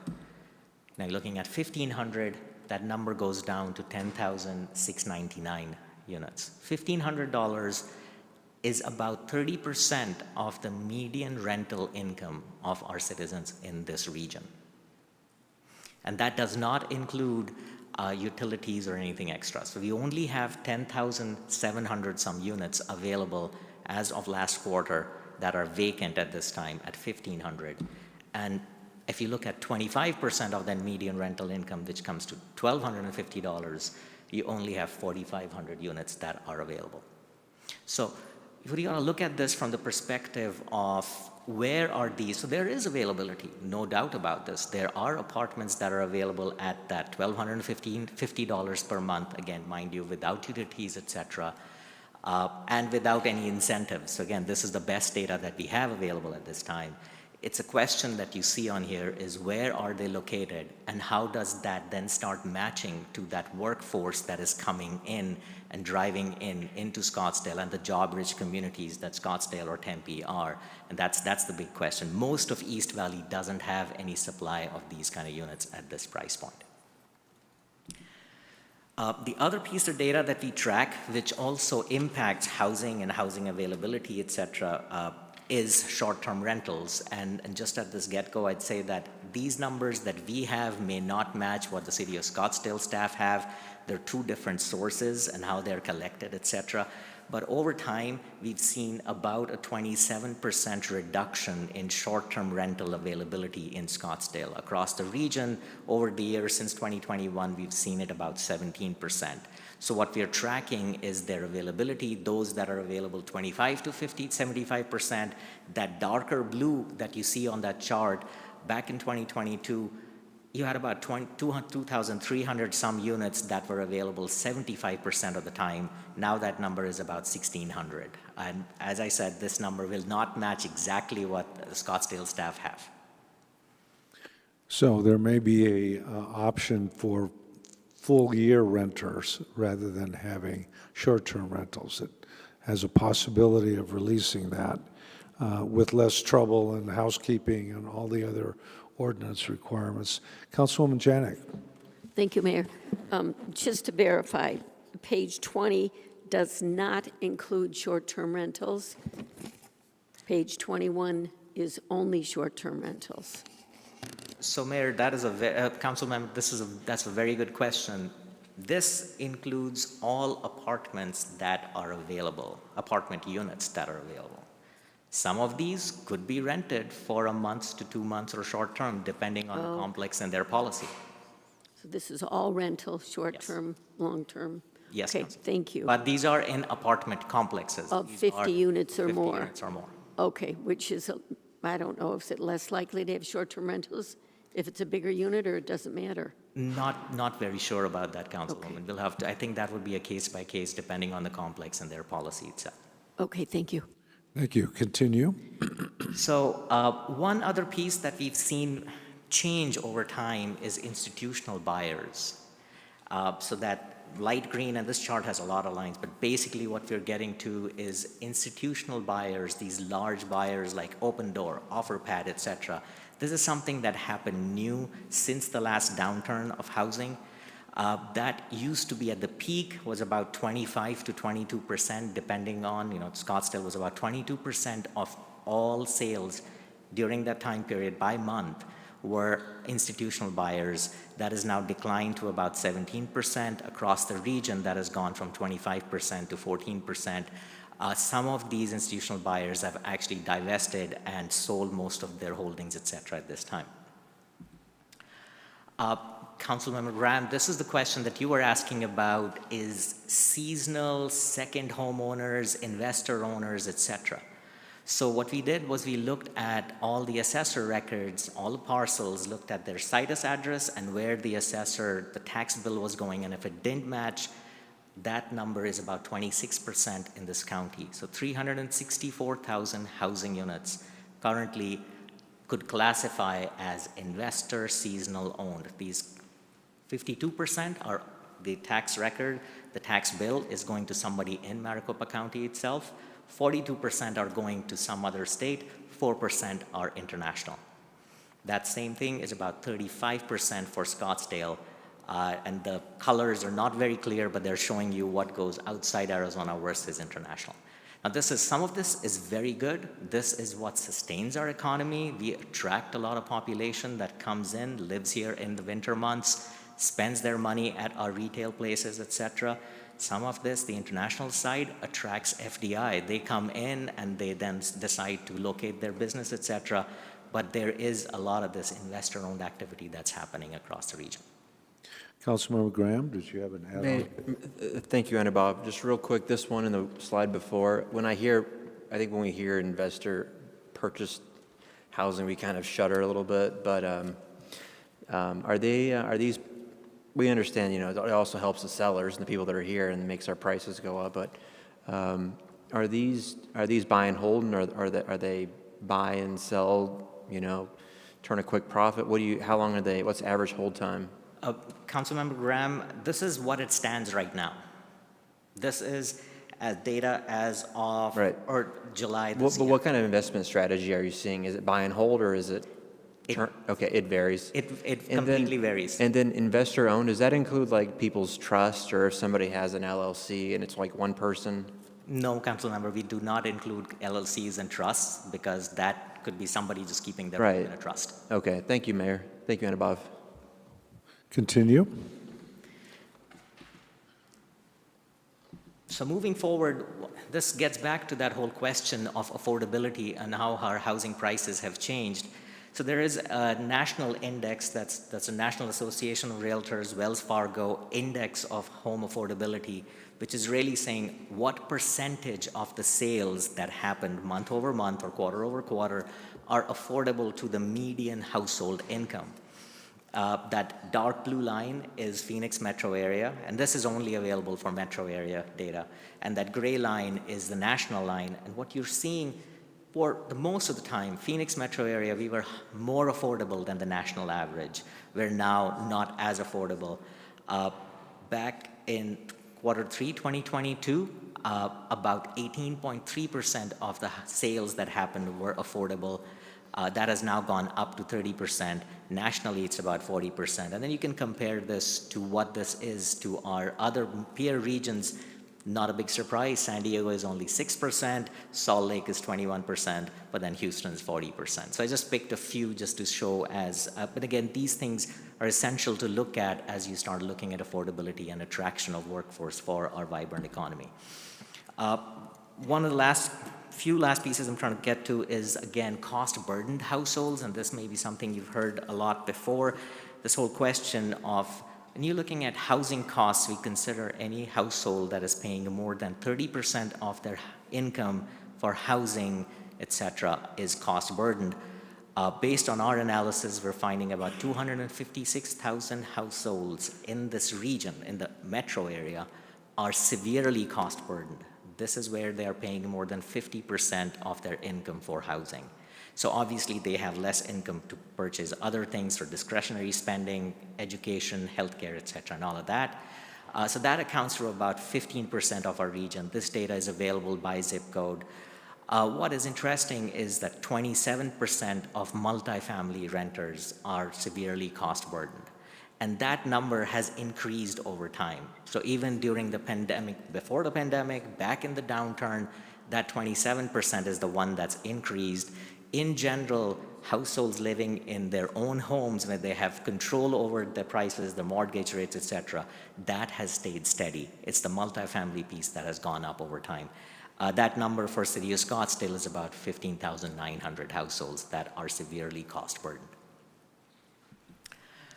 Back to residential permits, the earlier slide I'd shown you was housing completions. We also collect data from all our member agencies, the county, on permits. That is what is being permitted. At this time, we're generally holding steady in terms of permitting about 47,000 housing units. Over the time, back in 2010, that number had fallen down to 8,300. But in 2005-06, during the time that we had seen that run up, we were in that 65,000 number itself. What's interesting is, again, we're again seeing a 25% increase in permits in the recent years, even 2023. For Scottsdale, those permits have declined. We're seeing a big change in Scottsdale in terms of permits that are declining. And again, single family is lower than multifamily just because of land availability, et cetera, everything else. Getting to the last few slides, one of the other piece of data that we track with our member agencies is this whole piece of developments that are in the pipeline, all those projects that are currently happening. So the red on the map are all projects that have been approved or in some form of activity. There are permits being pulled, completions being done, et cetera. The orange color are the ones that are platted. This map, this data does not include any of those large, huge developments that have been sitting on the books and nothing has happened to them for quite some time. So at this time, based on our analysis, you have about 275,000 housing units that are somewhere in that pipeline. Of those 275,000, 178,000 are active. Of those 178,000, 106,000 are not built yet. So you do have unbuilt capacity for 3 years that's sitting on the books currently that is there, and then another 97,000 across the region that are platted and that could start if wanted to. And so they're sitting approved, but no activity has happened in those. For Scottsdale, those same numbers, again, mind you, these may be a little different than what your staff's reporting to you, just because our data, we keep getting it, we get it, and then we update that every quarter and every mid-year. For Scottsdale, those numbers are about 11,860 total in the pipeline. Of those, 4,900 are sitting unbuilt at this time, and another 2,400 some are platted unbuilt. Okay, at this point, I have Vice Mayor Whitehead, and then we'll go to takeaways. Well, I think maybe you answered the thing that I wanted to clarify, and that's that, again, your chart on permitted, just for the average resident watching, permitted is different from approved. And so permitted means they're actually pulling the trigger and moving forward. And so the big issue for us and for our staff and for you is really trying to identify what's in the pipeline. And I think what I heard you say is that projects that were approved maybe 10 years ago and haven't done anything aren't really in there, but really that developer has entitlements. And we had a really good example here. We had a project of thousands of units that sat a hole in the ground for 10 plus years, and now it is finally moving forward. So just because they've been sitting for a long time, still that developer, that landowner has the entitlements, and eventually something's coming out of the ground. So I just wanted to kind of clarify that. But one more thing, that when you say active versus inactive, active means they have a permit? They either have a few number of permits, a minimum number of permits in the last 2 years, or they have completions that we've seen. That's how we're keeping them as active. Okay, thanks. Okay, Councilmember Durham. Excuse me, thank you. There seem to be 3 different colors on here, and maybe it's because of the Scottsdale overlay. There's kind of a yellow color, and then there's the red, obviously. Then there's inside the Scottsdale limits, it's kind of a burnt orange, or I'm not sure what you would call that. But is that just a part of the overlay of the shape of Scottsdale? Okay. Yes, council member. And is this, does this include both multifamily and single? Yes, council. Okay. Thank you. Okay, let's move to takeaways and conclusions. Mayor, my last slide is basically covering some high-level conclusions where we're seeing that we have had a very robust economy. It's based on attractiveness. to our region. We're seeing a increasing cost of living, which could impact that attractiveness. You're definitely seeing on the housing side a decreasing in sale price, increase in vacancy, et cetera. Affordability is also increasing in a number of submarkets, et cetera. So you're seeing a lot of good changes that are happening. The item of concern really is for Scottsdale, for our region, is to move in a direction that we stay attractive. And at this stage, some recent data that we're looking at in terms of migration patterns, change of address patterns, et cetera, you're seeing a decline in migration into the state. And so that's concerning in terms of us remaining competitive to attract that labor force. In general, what we've seen over time, for the region, our birth rates have declined, our death rates have gone up. We have an aging population, birth rates have declined with families deciding not to have as many children, delay having children, et cetera. So we are highly dependent on in-migration, that net in-migration, to continue this robust economy. And for that, that's the concern to me, is like, are we staying attractive, and how do we ensure that we stay attractive in the future? Okay, well, at this point, I would first of all thank you for the thoroughness and the invitation to go deeper into the dive. Just a couple of suggestions, because our own building department will fill in the particulars and has provided council some current numbers as well, but we don't track the apartment numbers or multi as you do. So that's been very, very valuable and useful. There's two things that I believe impact the most. One is, replacement mortgage, and then the cost of replacing a unit, whether it's single family or apartment. So when the rental cost is lower than the replacement cost, that's the problem. As inflation keeps rising, they'll say, well, we can't build it to rent it for less than $3,000 in Scottsdale, and or as that creeps up, so that the incentive becomes not something that we necessarily control at all, because it's mortgage related or it's replacement related. When we looked at a contract earlier this evening and looked at escalation just for a park, the cost, which you don't see all the improvements, all the PVC controllers, site prep, and so forth. It's not we've got a couple restrooms there, but it's essentially an expensive end product. Another thing that I find interesting, of course, we looked at where people, may have a catch area of workers. Of course, a lot of workers who live in apartments work here in Scottsdale, that live here and reside here. So that is a large population group. I thought the number was about 31% in Scottsdale. In Tempe, I read that their number of apartments or multifamily, I think Tempe was 64%. So think about that. Some cities are more dependent on that multi, whereas we still have not tipped the balance necessarily from a single family resident, which is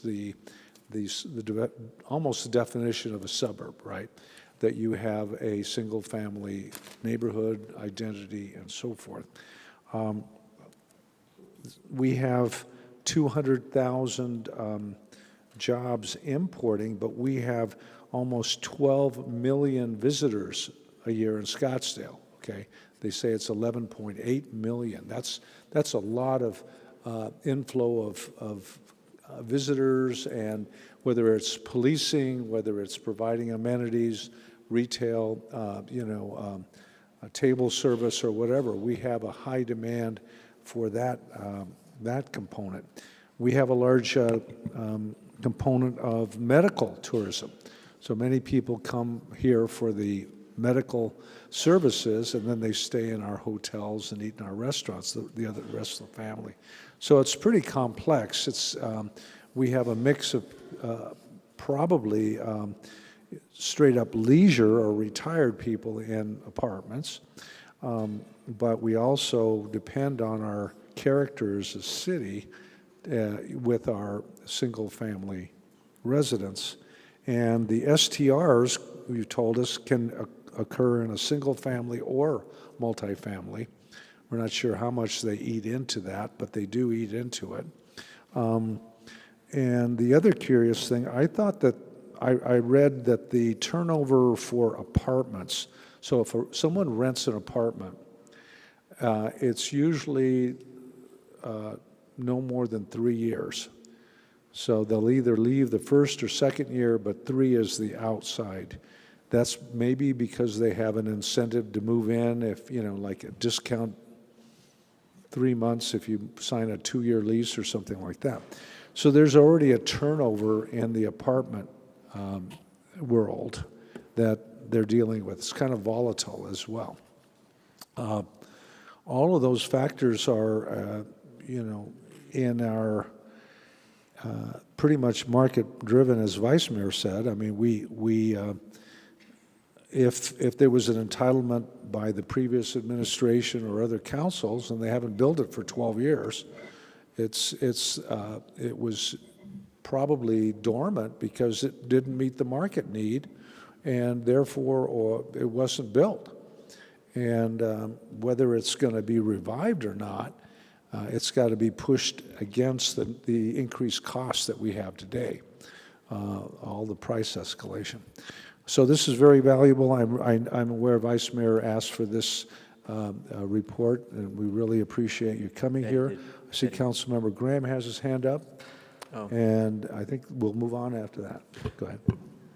Thank you, Mayor. Bob, how do you know all this information? Councilmember, I've got a great team and a great organization. How do you know so much? Yeah, I learned a lot from this, and the housing starts, and we talk a lot about entitlements versus occupancy permits. That's important. Understanding that, communicating that, simplifying that for people is important. We've got entitlements out there by the thousands that that are dormant right now. Nationwide, who, for example, has entitlements to build 1,000 or 1,500 apartments. And I don't even know if I saw that sort of on your colorized geographical spots, but that's coming down the pike. Are you aware of that project? Yes, council members. So we do keep track of all of these developments that have been at different stages. Even though they're entitled, we did not include this. The reason we have all this data is because we are charged with doing long-range projections, which then feed into our long-range transportation plans. And so that's why we keep maintaining and updating this data on an ongoing basis. A lot of the information, though, kind of makes me feel optimistic about where things are, where they're going. Not all of it's great, but,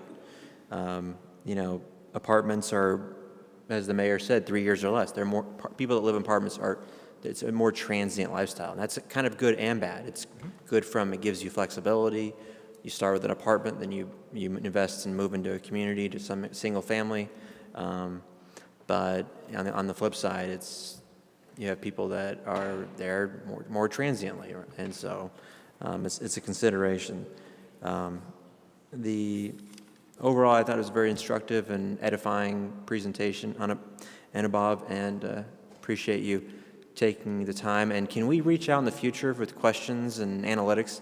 Oh, and I just wanted to remind you, I had a few questions during this presentation that you said you would look into. Yes. I hope you get a chance to look into it. Absolutely, Councilmember. I have that on. I don't know if you wrote down the questions or not, but and actually some of my colleagues asked very salient questions that I'm also interested in the responses to some of their questions. So thank you, Mayor, and thank you. Nice to meet you, Anubhav. Thank you, Councilmember. Thank you, Mayor. Okay, Vice Mayor Whitehead. Yeah, I just want to thank you, Mr. Bagley and Mr. Zerker, for coming here. This is an amazing amount of information, and considering we have a legislature that's very interested in working on this issue, this is the kind of data that allows the cities and the legislature to be on the same page. So huge service to both of you. And I want to thank Councilwoman Janik for bringing you to the Economic Development Committee and then getting you here tonight. So actually, I got credit where it was not earned. Thank you. Councilwoman Janik. Again, I want to thank you very much. It's really valuable information because it makes us have an idea of where we need to work harder for different types of development, and it kind of points the direction to the future. So thank you very much. Very, very good information. Thank you, Councilmember. Councilwoman Littlefield. Thank you, Mayor. Well, ditto. I really appreciated hearing this and getting a much firmer idea of where we are and where we've been and where we're going. So thank you very much for your time and for your presentation. Thank you, Councilmember. Well, very good. We are concluded with the first item of our work study. Good to see you, Ed. And enjoy the holidays. Next, we'll go on to the topic of short-term rental response. And our presenters will be Brent Stockwell and company. So let's take it away, Brent.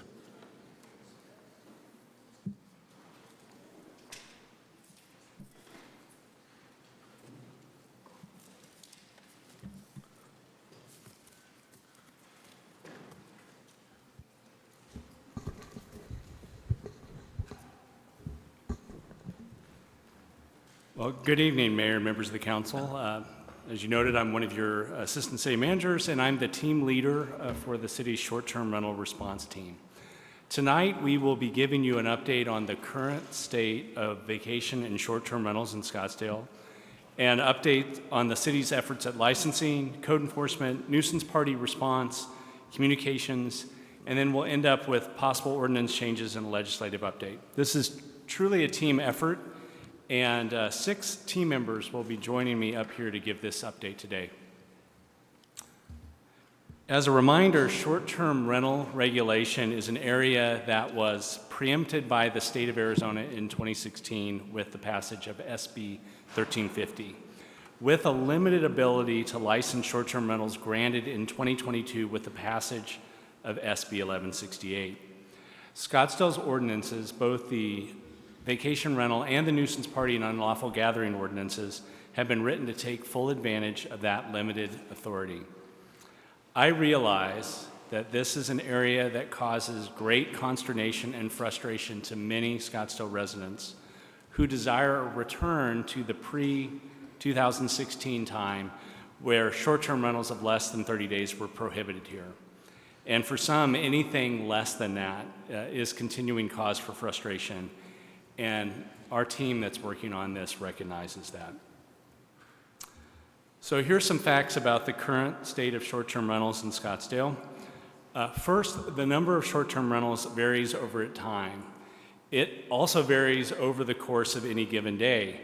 Short-term rentals, because they advertise completely online, can be advertising at one point of the day and not advertising at others once those desired bookings are reached.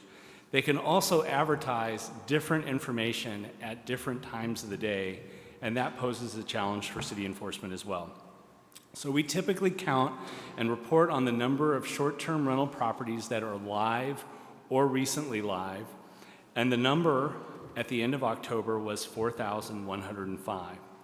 When we add in properties that have advertised at short-term rentals at any time previously, that number jumps up to 5,039. So the number of short-term rental properties is best expressed, perhaps, as a range and also as a moving target.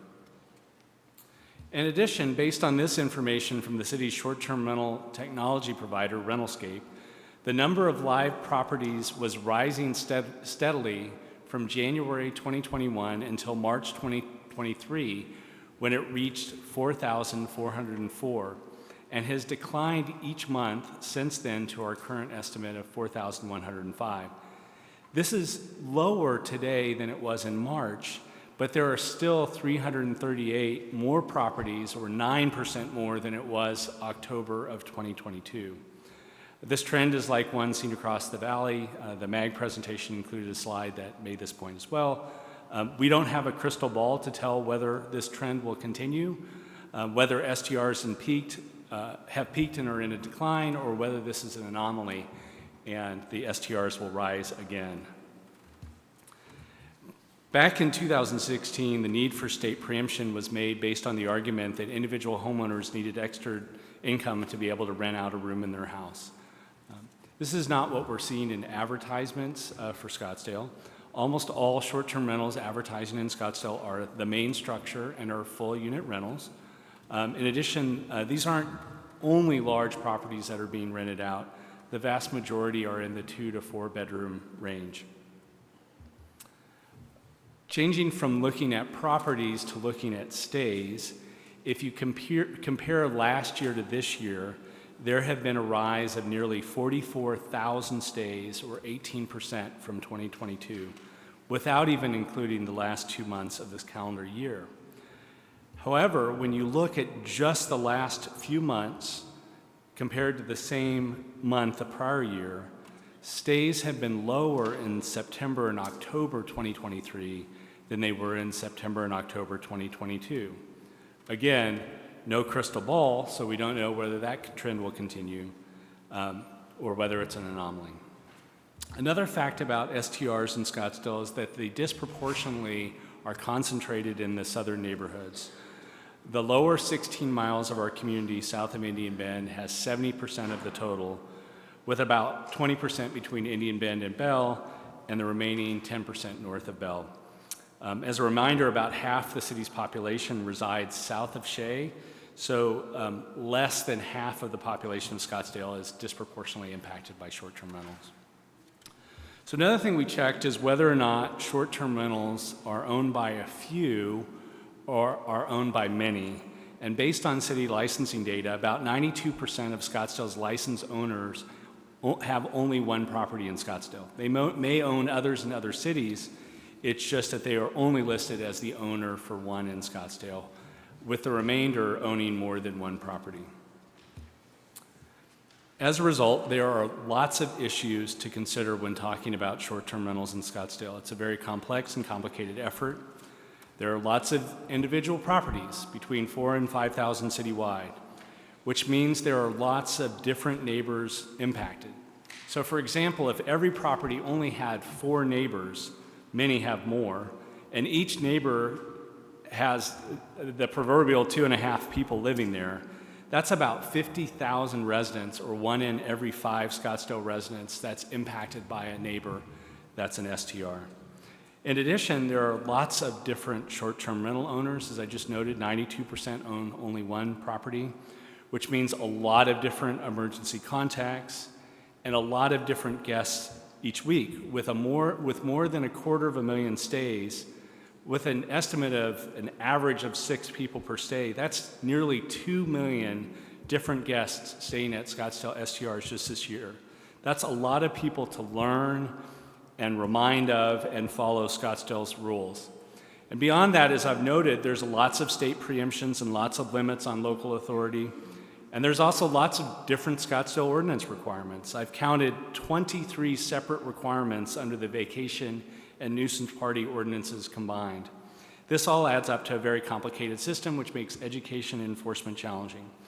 For these reasons, it is not a surprise that we have received many emails from residents impacted by STRs.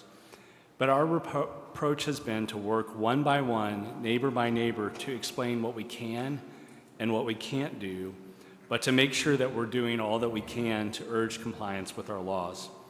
I am extremely appreciative of the work that our whole short-term rental response team, and you're going to only hear from 6 of them today. There's a lot more people involved in this. I'm appreciative of them to do the work that they do, while understanding that we won't be able to do what many residents want, which is to have the short-term rental next door to them shut down. So next, we're going to go into an update on our licensing efforts.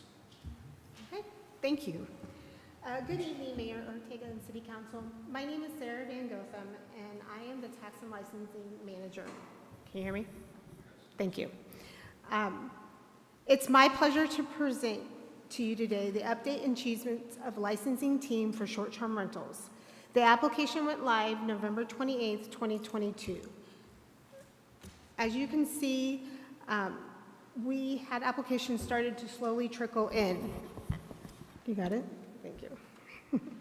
In January of 2023, a code enforcement letter went out to all possible short-term rentals, and we started to see a large increase in applications. The months of January and February 2023 are where we received the most applications. Licensing staff has 7 business days to review applications and issue licenses, as long as the application is administratively complete. At rollout for the license for the first year, licensing didn't have specific positions assigned to this task. We pulled resources from licensing team and the business services department to complete the task. The team reviewed each application and verified that the transaction privilege tax number was valid, the emergency contact was local, and the applicant was either the owner of a property or an owner's designee. The majority of applications received needed additional information. The team reached out by email and phone to help the applicants provide the correct information. The top 3 reasons to reach back out to those applicants was applications submitted were not submitted by the owner, or we didn't have owner information. The unit number was not included on the application, or the application was missing required information. The licenses are issued within that 7 business days once an application is administratively complete. Here you can see the licenses over time that we've issued. The differences in the license number totals and the application submitted totals are due to applications being withdrawn, licenses being canceled, duplicate applications, and in needing additional information from the applicants. The license is good for 1 year from the date of issuance of the license. As of fiscal year 2023-2024, we have added 1.5 positions to support the short-term rental license, and we're happy to say we are fully staffed. The renewal process, it started October 1st, 2023. Licensees receive an email 60 days prior to expiration. They also receive a 30-day and a 15-day notice if it's necessary. The renewal process gives the licensee the ability to make any updates that they need to their license. The only changes that are not allowed would be to change of location or ownership change. With those, both of those require a new application. Once the changes are made and the licensee pays their $250 license fee, then the licensing team reviews the renewal or the application and is able to issue the license within that 7 business days. If the renewal is submitted and additional information is needed, an email is sent to those licensees. Even if the license is renewed early, the original issuance date stays consistent. For example, if a licensee renewed their license November 1st, when they first got that email, their original license would expire January 1st, 2024. And the new renewed license would have that same January 1st date, but it'd be 2025. We have currently issued 105 renewal licenses, and we anticipate the big push of renewals will be submitted in December and January. Thank you. I'll give it back over to Brent.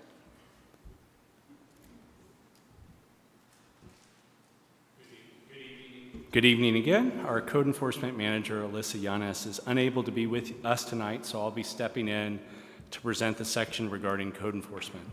Let me interrupt because we have Councilwoman Janik, Councilmember Durham, and Vice Mayor Whitehead with some Thank comments. you, Mayor. Could we go back to slide number 10? Thank you. Could you just give me a little more information on, you have lots of Scottsdale-specific ordinance requirements, and I think you said there were 23 separate party guidelines. Can you explain that to me? I'm not sure what you mean. Is it like each HOA has their own guidelines, or we have guidelines in different parts of different ordinances? Does that make sense, what my question is?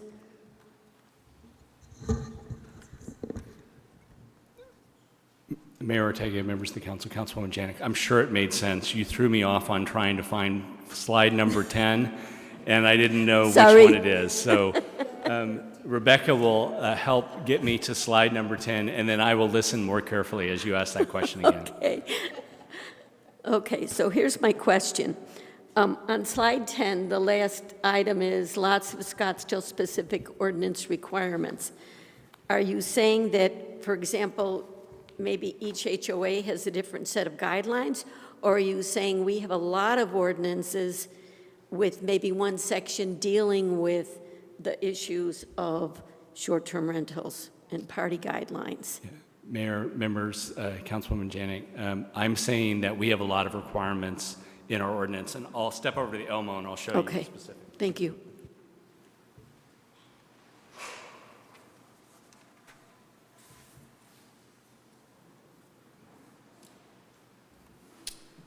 So I put together this summary.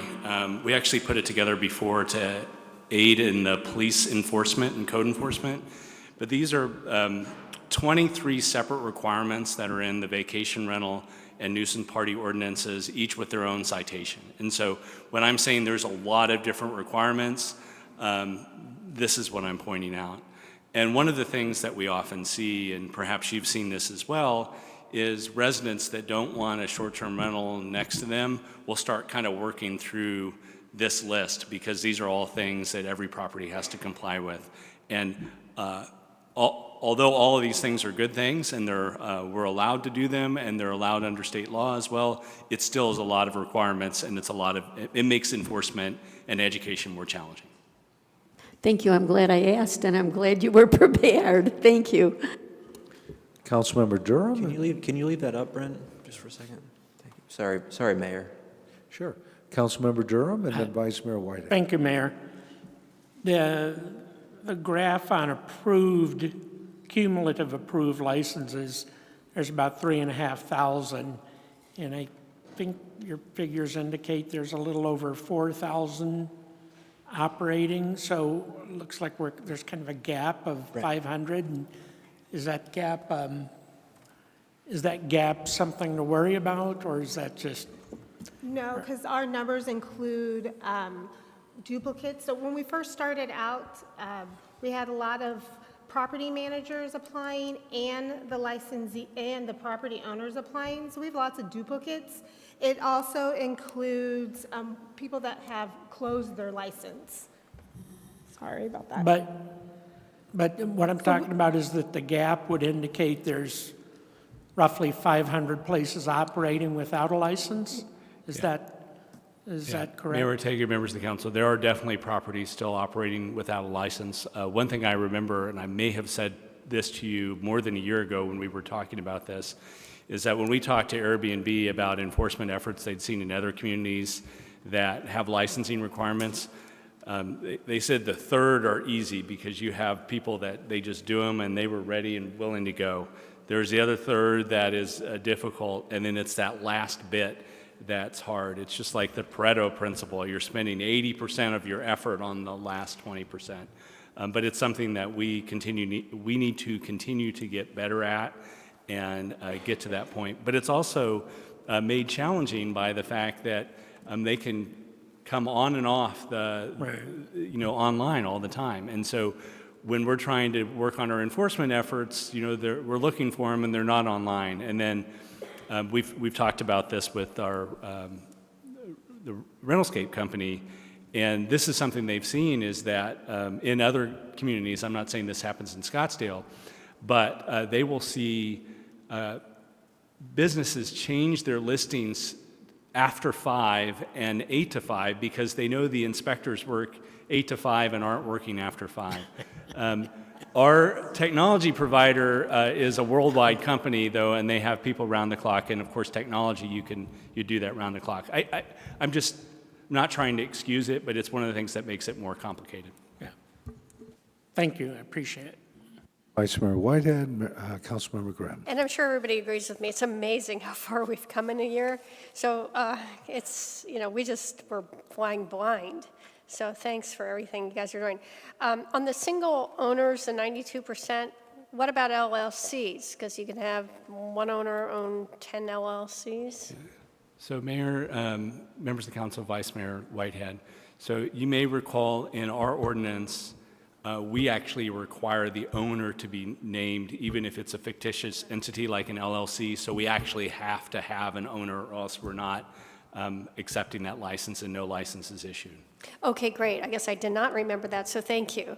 And then the other question is, now that we've had a year to see how the $250 fee, whether or not the $250 fee covers the real expense, and especially with some of these issues you're having with questions and mistakes. I wonder if we're going to reevaluate that fee and make sure it absolutely does cover the total expense for licensing. So, Mayor and Councilwoman Whitehead, that's all the state allows us to do. So we are definitely, if they would allow us to do more, I'm sure we could put a presentation together that would show that we are spending more than what's actually that $250 per applicant. Yeah, it's $250 or the actual cost to issue the permit, whichever is less. And so the last time we looked at it, our cost was actually higher. And so that's why 250 is the most we could. That is what I assumed. Okay, well, thank you for that. And then finally, that chart that you had with all, no, you don't have to get up. Just, can you send it to us by email? Yeah. That would be great.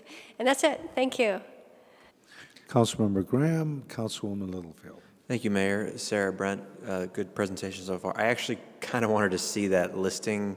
If I can ask Ben to bring, if you could email us this, like Vice Mayor Whitehead said, that would be appreciated. I was just going to ask about the cost too, because it's so obvious that we're subsidizing short-term rentals with our public safety costs and deployment and the staff time. You guys have had to go out and, add more people administratively. And is there any other mechanism? Are we getting creative enough? Is there any other way we can charge? I know that's the permitting fee, but you think that we've gone to the very edge of what we can do? Mayor, council members, Councilmember Graham, I will definitely get this emailed out to you. It didn't exist before this afternoon. I thought this might be helpful to have in one place. So as I was putting together my remarks. So remember that short-term rentals are paying bed tax and they're paying sales tax. And one of the big issues is that the state legislature is taking away our ability to collect residential rental tax. But they didn't take it away for short-term rentals. So short-term rentals will continue to pay that residential rental tax, and they're going to continue to pay the bed tax. The cost of the police unit is being paid from the Prop 207 money, so that's the marijuana tax money. Otherwise, we could have taken it from the bed tax. But the code inspectors and the licensing inspectors, licensing inspectors are being paid out of the $250 revenue, which is about $1 million a year. So there's that portion there.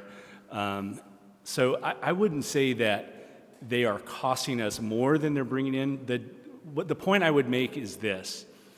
Most businesses and most people that pay sales taxes or bed taxes aren't requiring a return investment to the extent that we have to do for short-term rentals. So most of your restaurants and retail businesses and all these other ones, there's very little service demand on the part of the city. On this one, it is definitely more on that end, but I wouldn't say that we're subsidizing them. It's just definitely costing more than most residential properties are, for sure. Okay.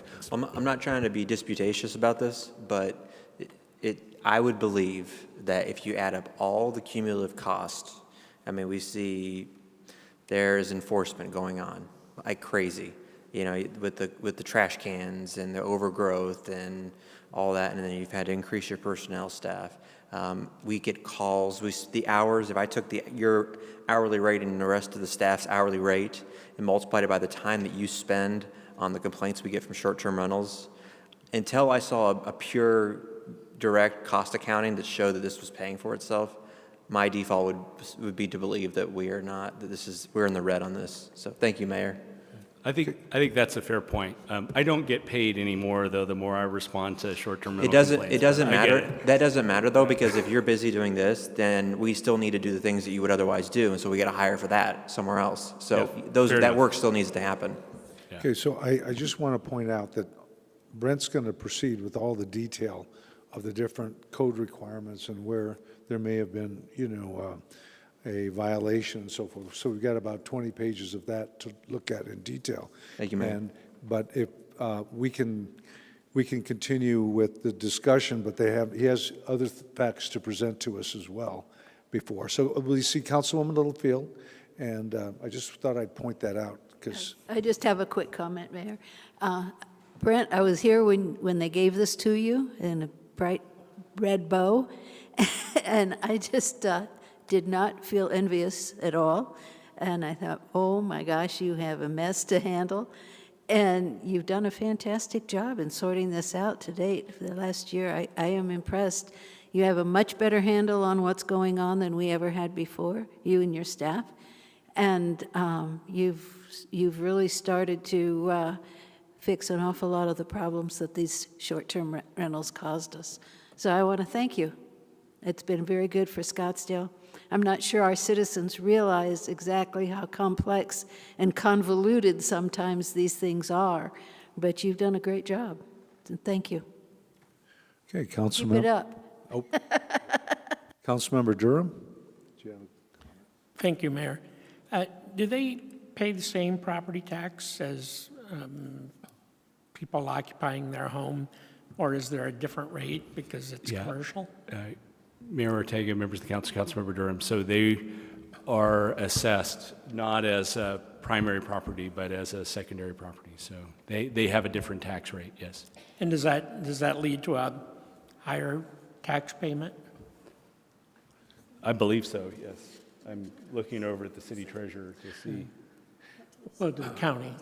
But, I'm also thinking that we have a long presentation here. Yeah, and let's please get, one of the things I was planning on asking at the end is there more information you need from us? So there was stuff that we decided not to leave in the presentation, and the finances of this was something that we dropped off. It is something that we collect, and so what we could do is we can get more information out to you about that too. and we have legislative options and other things. So let's continue with the code enforcement information portion. Obviously, the honor system doesn't work with many of these. Oh. Yes. So I think I was where the code enforcement manager, Alyssa Llanes, is unable to be with us tonight. So I volunteered to step in to present this section. Last year, our code enforcement team included 9 inspectors and 2 short-term rental contract positions. Today, we have 12 inspectors and 2 dedicated full-time short-term rental inspectors. This expansion represents the city's commitment to proactive and responsive code enforcement. It also demonstrates the city's commitment to strengthening our enforcement efforts, especially regarding short-term rental compliance. Our inspectors have the knowledge and skills to effectively uphold city codes and regulations. We regularly train our inspectors to ensure they can adapt to the evolving challenges within our city, and our team is dedicated to continuous improvement, increasing efficiency, and ensuring the highest standards.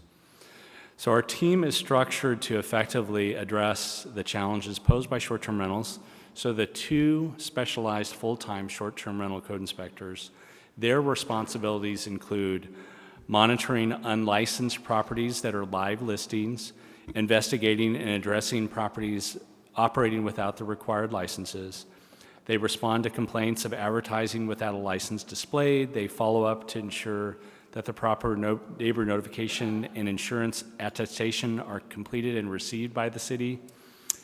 And then the broader team of the 10 area assigned code inspectors, they're handling the more complex issues. That may vary from complaints of non-residential use of the property to ensure that properties are complying with zoning regulations.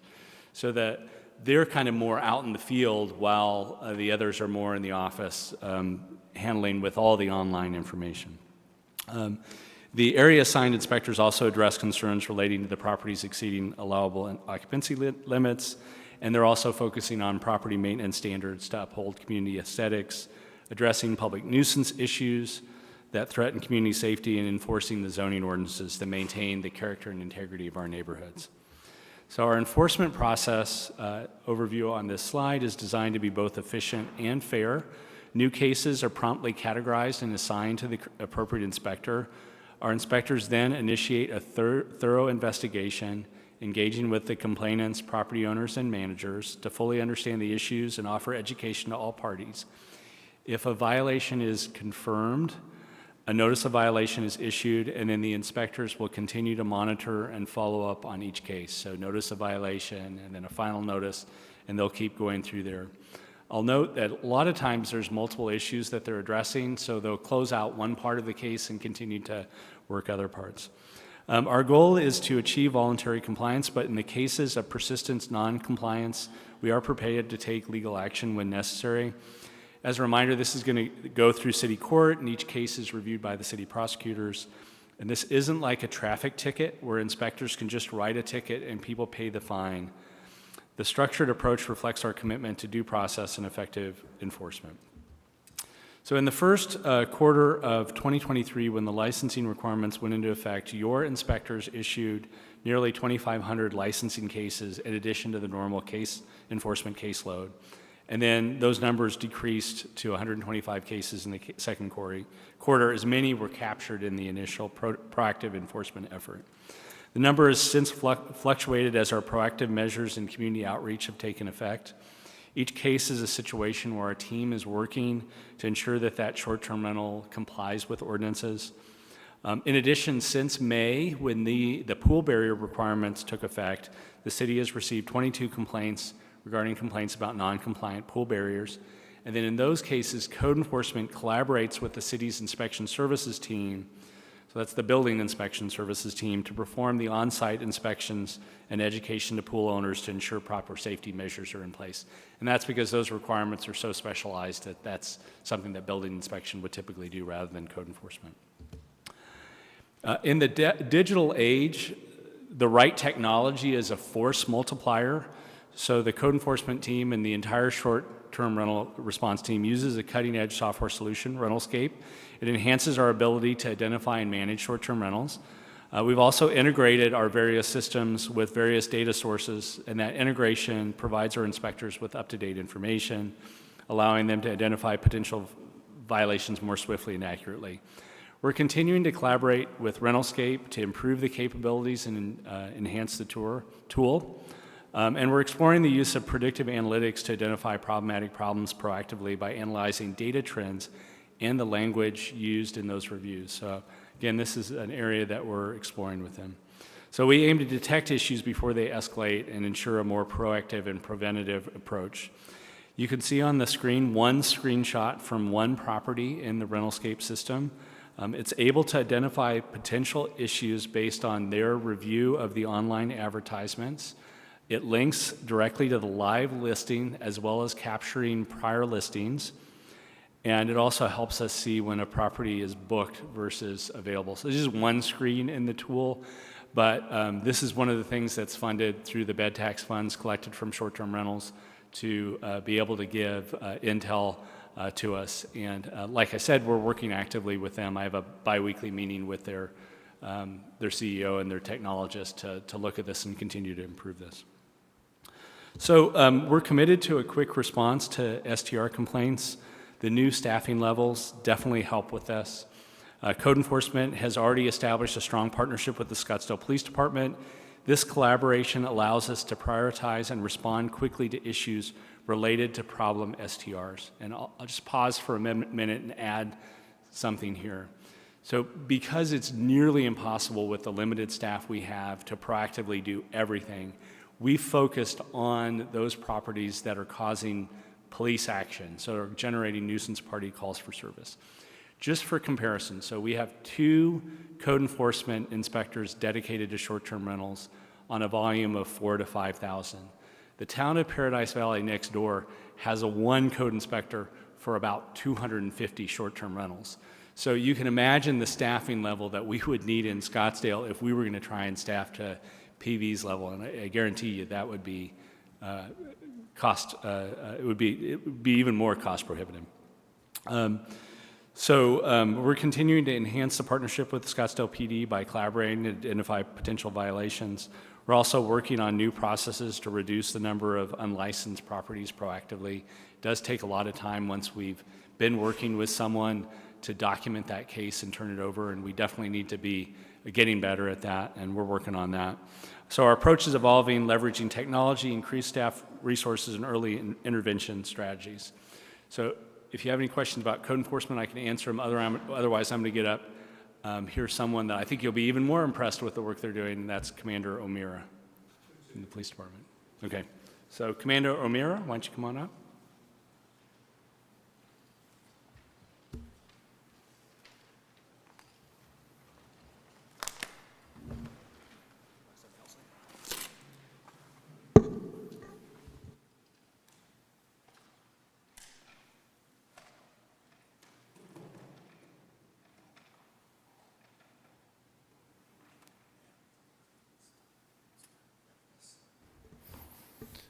Good evening, Mayor. Good evening, City Council members. My name is Jeremy O'Meara. I'm your McKellips District Commander. Geographically, that is the southern part of Scottsdale from McKellips to McDonald. Within that district, we have the Entertainment District, which houses our downtown section as a new team. That's where our bike unit resides, our special project team resides, and now our newly formed short-term rental team resides as well. My job tonight is to give you a review of the data at facts and figures from years 2022 to 2023. The information that you're going to see this evening is as of date of the end of October of this year. But before we get into the facts and the figures, the most important part of this evening is I'm going to leave to Lieutenant Gallagher as he introduces our new short-term rental team to you. Thank you, Commander. Good evening, Mayor Ortega and members of council. As Commander said, my name is George Gallagher. I'm the lieutenant over the downtown section, and the short-term rental unit is under my section.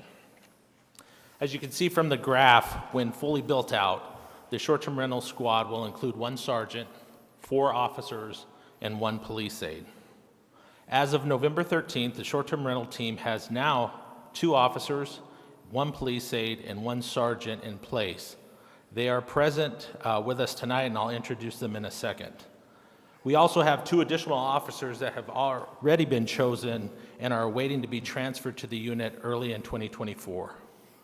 The 2 officers that are currently on the unit are Joshua Bayfield and Joshua Currington. The task of these 2 officers will be to respond to all nuisance parties citywide.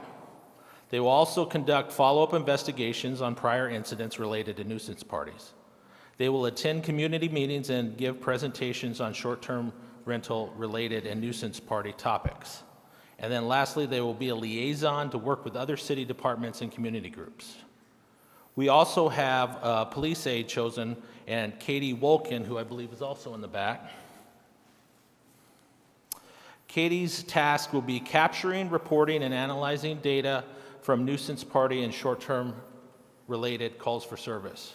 She will be creating and presenting nuisance party and short-term rental related presentations. She also will be assisting with follow-up investigations on prior incidents and will liaison with other city departments like the officers. And then lastly, we have Sergeant Eric Bowles, who I believe is actually working tonight. His job is to set up the goals and strategies for the team's deployment, oversee the overall call for service response by the short-term rental team and patrol officers, and he works closely with the city prosecutors and code enforcement departments, collaborating on our enforcement efforts. He also is managing the team's training and equipment and needs. Ideally, as you saw earlier in the presentation, 70% of the short-term rentals are in South Scottsdale. That's one of the reasons why we station them in the south portion in the downtown district, because that's where the highest calls for service are, and 70% of the calls are there. If you look, this is our new short-term rental vehicles that they will be utilizing. They are fully operational patrol vehicles with a full cage. They actually, I believe they look really cool. They have this ghost graphic, which is the white graphic on a white vehicle. It's the first 3 vehicles of the police department to have these graphics. We purposely chose to use the graphics like this, 1, to help recruitment to get officers interested in the squad, and then 2, the main function is it's a better platform for covert operations when responding to nuisance party calls throughout the city. They're able to be more covert when they're rolling into the neighborhoods to gather evidence on short-term rental and nuisance party calls. We're hopefully expected to receive the 3 vehicles by the end of this year. Thank you. Thank you, Lieutenant. So now it's my job to go into the facts and figures on the journey that the police department has taken regarding nuisance parties and short-term rentals since 2022. This became my initiative as the district commander a couple of years ago as well. So as Brent was saying earlier, the evolution of what we've been experiencing has been ongoing, and I would expect that to continue as we continue to get our staffing up to where we want it to be, and as the ordinances continue to evolve themselves. What you can see here at this graph is in 2022, we had 1,170 calls for service. In 2023, to date, we have 1,231. So we're already outpacing the number of calls for service that we experienced last year. The context within this is very important. This is for nuisance parties. This is not specific to short-term rentals, and we will go into those specifics here in a few minutes. When we collect this information, the nuisance party that comes into us for us to be able to accurately see what is actually occurring within the neighborhoods, we have to take a look at various different call types of service in which we're going to extract that information. So the numbers in which you're seeing up here is going to be for anything that comes in as disturbance, whether it's a party, juveniles, it could be for music, it could be for a drunk activity. There's different ways that this call will come in. We won't know if that call for service will actually originate into a nuisance party until after the officers arrive and they determine what is occurring. But we wanted to track that call for service as it comes in as a nuisance party because it takes the same amount of resources for us to go and do that investigation, which is a very important point. When we see the increase, we attribute that to a few different factors. Number one is the availability of information. As our communication team within the city has built out the interactive website on the city of Scottsdale, that information now has become readily available for the residents as well to see where the short-term rentals are, and that has added to some of the calls for service within that. We've also have changed some of our strategies with the policing resources that have been available to go to these calls, as well as the reduction of the call for service time. And as we can get to these calls in a more timely fashion, determine what is occurring, the quicker we get to a call, the more accurate that information is going to be and what we're seeing. So that's going to go to that as well, reference that. When we talk about short-term rentals specifically, we have seen within 2022, year-to-date to this year, we have seen an increase of about 33% in the calls for service that we can attribute to the short-term rental. What I again attribute this to is the licensing program within the city of Scottsdale. It has made it significantly easier on the enforcement side for us to identify the properties that are operating as a short-term rental and to have that information available to us in terms of who is the owner or the emergency contact to be able to get that responsible party involved. That has been a huge asset for the police department for us to be able to use on our investigations when it comes to that.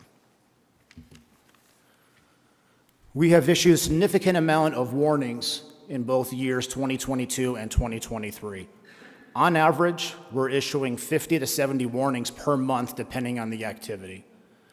What we have seen in looking at the data is the warning label itself needs a little bit of context, and this is something that you're going to see us start to differentiate over in 2024 a little bit differently.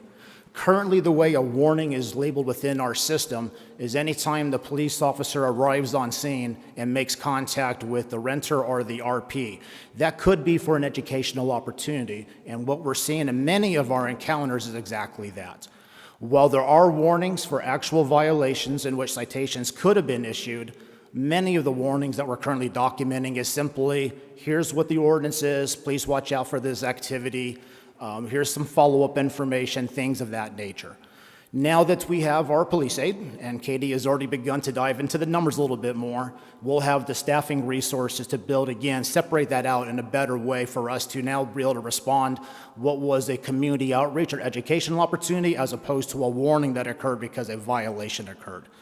All that being said, warnings are still a critical component of our enforcement strategy. The very issue of how these homes, every weekend someone different's in this home. So when we give a warning, we do take a look to see if it was appropriate based on repeat calls for service.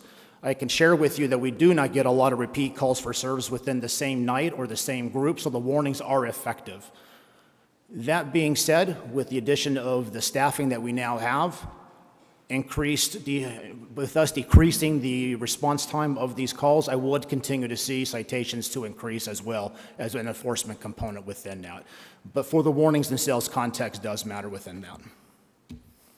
You can also see that within this period of time, August, September, October, significant increase. This is attributed to the change of strategy that the police department incorporated. We did a couple different things differently. Number one, we recognized in analyzing our response times that it was taking us too long to get to the calls. So what we did is we changed the priority of these disturbance calls within our dispatch center to where now instead of it being a low priority, it's near an emergency priority, but not quite an emergency.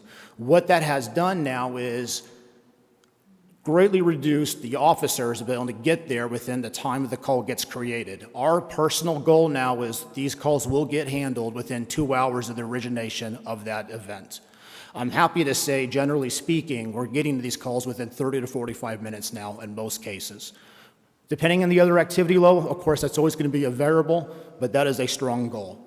The other thing that has helped us significantly is we recognize the lack of resources that we had available to us on the patrol side. We have been able to dedicate 3 to 4 officers every Friday, Saturday night, paying them some overtime salary, but for them to come out and be nothing other than nuisance party short-term rental response team until we were able to get this team up and going. The good news is now we've got a greater pool of officers that are now educated and trained on what it means for this response, and it'll be a nice complement to the team that's getting created currently within that. But that's why you will see that significance in increases because of the strategies that the police department employed recently during this summer. As we were just discussing regarding the citations, again, year to date, we've already issued 30. That is for nuisance party or anything that's related within the nuisance party ordinance, which means failure to response by the emergency contact, failure to identify yourself, anything that, again, is nuisance party related. With the dedication of the staff, again, the expectation is they will become the subject matter experts. They will be leading the training initiative with all the other patrol officers. They will be doing the follow-up investigations. That number should continue to increase as that team gets up and going. Current goals are very simple, and they kind of feed one on top of the other, and we've already kind of hit many of those talking points. But we do need to see an increase over from our officers. Citations do matter. We recognize that within the community, that it is a good deterrent to use, and it's an important tool for us to use as well if we see problemsome addresses with repeated calls for service. We also want to continue to find ways that the reduction of response time, I've already given you our initial strategy, but part of what Sergeant Bowles and Lieutenant Gallagher will continue to do now with the actual team is taking a look at what is the most appropriate schedule for the team, when do they actually need to be out there. And so now that we have a basic idea of what that looks like, but the data will really be the telling tale of when our officers need to be out there. The last part is for the successful documentation for the charging.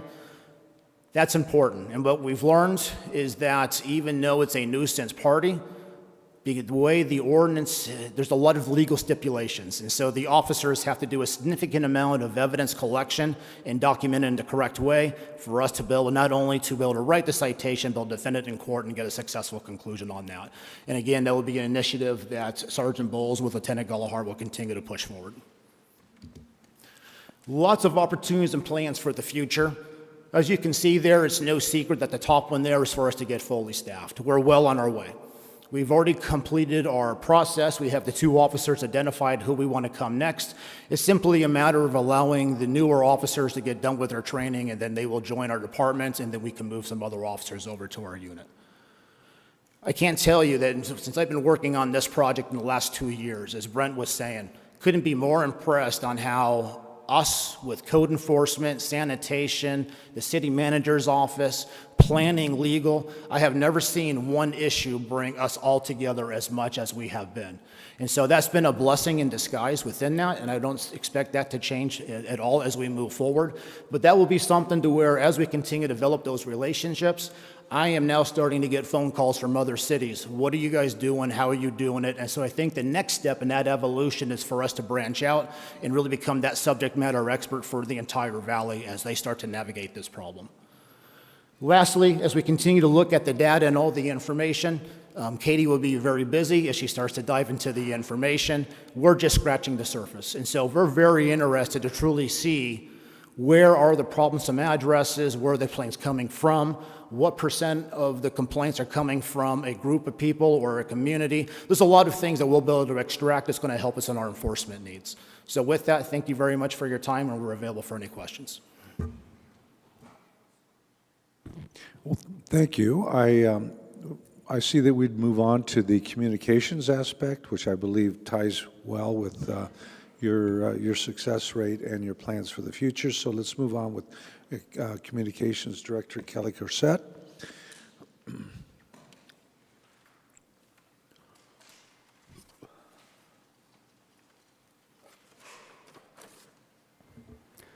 Thanks, Mr. Mayor, members of the City Council. I am Kelly Corsett, Communications and Public Affairs Director. Just want to give you a high-level overview of our communications efforts to backstop all of this to date. From the beginning, we focused on creating comprehensive resources for neighborhoods and also for property owners and operators, and then used our various communication channels to push that information out. So as with anything we do in the city, the website is our home base for communication. So we created the vacation and short-term rental page that a small screenshot here. It's a comprehensive page that involves lots of scrolling. There's lots of information there. People can find this at scottsdaleaz.gov. Just search short-term rental.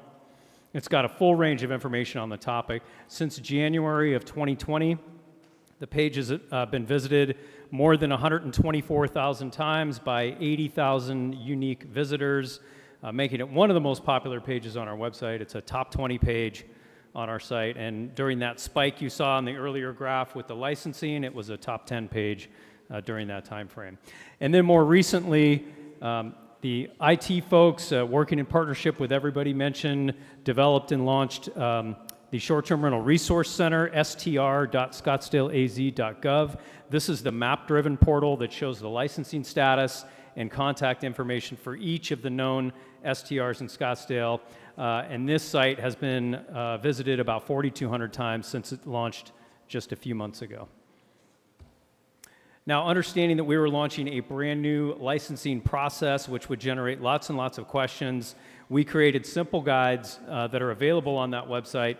The first one we launched was the Guide for STR Owners and Operators, shown here on a screen right, which walks them through the licensing process, has questions and answers, and provides a QR code for them to go directly to the licensing application.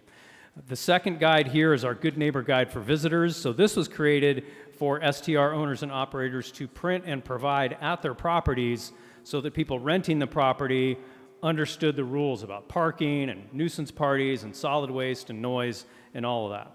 And then finally, we launched the Guide for Scottsdale Residents and Neighborhoods, which provides resources and information for people who may be having difficulty with an STR in their neighborhood so that they know who to call, when, and for what. Both the Owner's Guide and the Guide for Scottsdale Visitors have been downloaded around 1,300 times each since they were created. This is our Scottsdale EZ portal. So one of the various things we let people know about was how residents could report things like unlicensed properties or issues with trash, issues with unkempt properties, or related to nuisance complaints, those sorts of things. This is done through the Scottsdale EZ portal, which is our one-stop shop for solving problems in Scottsdale. And that's seen about 1,100 EZ reports over the past year. And then finally, we have supported all of these efforts with ongoing communications. As we have things to tell the community or remind the community or specific communities, be they property owners, be they neighbors, we do those sorts of things through all of our various communications channels. Release on the left from August of this year told the community about the proposals that we made to the League of Arizona Cities and Towns that were adopted into the legislative agenda that Mr. Wiebusch will talk about here in a moment. And a social media post from earlier telling people about the open data portal for short-term rentals. So that's just a quick overview. We, with the citywide communication toolkit, are supporting all of the things that we're doing here in Scottsdale, both for our neighborhoods and also for owners and property operators so that they understand the rules. Thank you. Excellent. Thank you. We'll move on, Brent, with the ordinance updates and possible other ordinances as we move forward. Hello. Mayor Ortega, members of the City Council, my name is Will Brooks. I'm a management associate to the city manager and a member of the staff short-term rental response team. Following your direction to identify actions taken by other cities and towns, we have looked at cities' short-term rental ordinances. In addition, we have identified possible future Scottsdale ordinance language changes to address remaining challenges posed by short-term rentals. We have reviewed ordinances from 9 other Arizona cities. Overall, Scottsdale's ordinance is more comprehensive. As you know, state law limits a city's ability to regulate STRs. We do have more STRs than other communities, and we have carefully crafted our ordinances to comply with state law. As a reminder, ordinances are subject to challenge in the courts and may be challenges by individual legislators as well. A city found to violate state law can have state-shared revenues withheld. There are 3 areas where Scottsdale's ordinances differ than other communities. The first is the response time for non-emergencies. Other cities state a specific response time for both emergencies and non-emergencies. Scottsdale only requires a response time for emergencies. However, state law does not authorize the requirements for non-emergency responses. Scottsdale already has many avenues available for residents to address problems, including calling the emergency contact for a property, calling the police non-emergency line, and using Scottsdale EZ for other property violations. Amending the ordinance to require a time for non-emergency responses would not improve enforcement significantly and would likely not comply with state law. Another difference was the amount of information needed for license applications. Other cities in Arizona required evidence of insurance, attestation of neighbor notification, and evidence that the STR is registered with the county assessor's office at the time of application, rather than following license issuance as in state law and in Scottsdale ordinance. Failure to comply with these requirements after license issuance can result in enforcement action. However, they cannot be used as grounds to deny a license, as state law is stringent on what can be considered. Lastly, other cities require background checks be completed prior to every booking rather than every stay. However, if a booking is made months or weeks in advance, the background check will not find the most recent additions to the sex offender registry prior to the stay. Instead, Scottsdale's requirement of doing so at least 24 hours in advance prior to the stay makes it more likely that the most updated information will be found. Next, we looked at additional ways to improve Scottsdale's ordinances to enhance public safety. Staff has identified 4 problems regarding nuisance parties and how the ordinance could be changed to address each one. As a reminder, a nuisance party is a social activity or special occasion conducted in a manner that causes substantial neighborhood disturbance. This includes excessive noise and traffic, obstruction of public streets, public drunkenness, underage drinking, fights, disturbances of the peace, and litter. First, the ordinance doesn't currently make promoters or people who directly organize an event or party rather than the property owner, property manager, or guest clearly responsible when they organize a nuisance party. The solution we propose is to add promoters as a responsible party under the ordinance. Second, we want to make sure that police officers have clear authority to require all party attendees that are not residing at the property to leave after a nuisance party has been declared. The proposed solution is that after police declare a party to be a nuisance, to make it unlawful for all attendees that were not overnight guests at the STR to stay on the property. Now, right here at this point, I can agree with these 6 points. I think that in our experience now, we have logged in incidents of 16-year-olds renting a house, and we've logged in cases where people have been promoting parties, whatever, including alcohol, dancers, and other things. Then we end up having to pick up the pieces, right? all that interruption comes to us. So I would say I'm really in favor of, especially alcohol to minors and so forth. I think we can tighten those up based on our experience, and we have 1 year of more than 1 year of dealing with the problems. So part of the purpose today is to give you direction, and I appreciate this. So I would favor that myself, and I think most of us would. Continue. Thank you, Mayor Ortega. The third problem is that people are holding special events at STRs without a special events permit. The solution would be to amend the ordinance to make it easier to enforce against special events that turn into nuisance parties and are held without a required special events permit. The fourth problem is that parties at STRs are illegally providing alcohol, for example, requiring a cover charge for a party. The solution to this will be enhancing enforcement of applicable violations of state liquor laws or Title IV. This would likely not require an ordinance change. And all the proposed solutions would apply to owner-occupied and long-term rental as well. And let me interrupt here just to say that, this presentation may result in some ordinance changes, again, under advice with the city attorney. Did you have any comments, Luis? Mayor and members of the council, I was going to add that these changes would apply to owner-occupied and long-term rentals, but Mr. Brock did say that at the end of his presentation. Okay. Mayor. Yes, and go ahead. Councilmember Graham. Thank you, Mayor. Thank you, Mayor. So yeah, one of the scenarios that I envision might be happening, and this is just kind of what I've seen in my neighborhood, is that when you think about like a pre-short-term rental time period, if you wanted to have like a house party as an underage, okay, if someone wanted to have and you're underage, you'd be like, oh, whose house is empty, right? Or whose house can we go to? But with this, what they say is, we don't have to deal with any of that. We'll just get somebody to book a short-term rental, and we'll go throw a house party with underage drinking. And so then I would wonder, like, the person that booked that, shouldn't they have some level of culpability as far as underage drinking? And that's kind of the stuff you're contemplating, right? I think I can address that best. Those types of activities are already illegal, contributing to the delinquency of minor. It's illegal for anyone to furnish alcohol to a minor, regardless of the circumstances. So you think that we're already covering that? The existing laws already do cover it.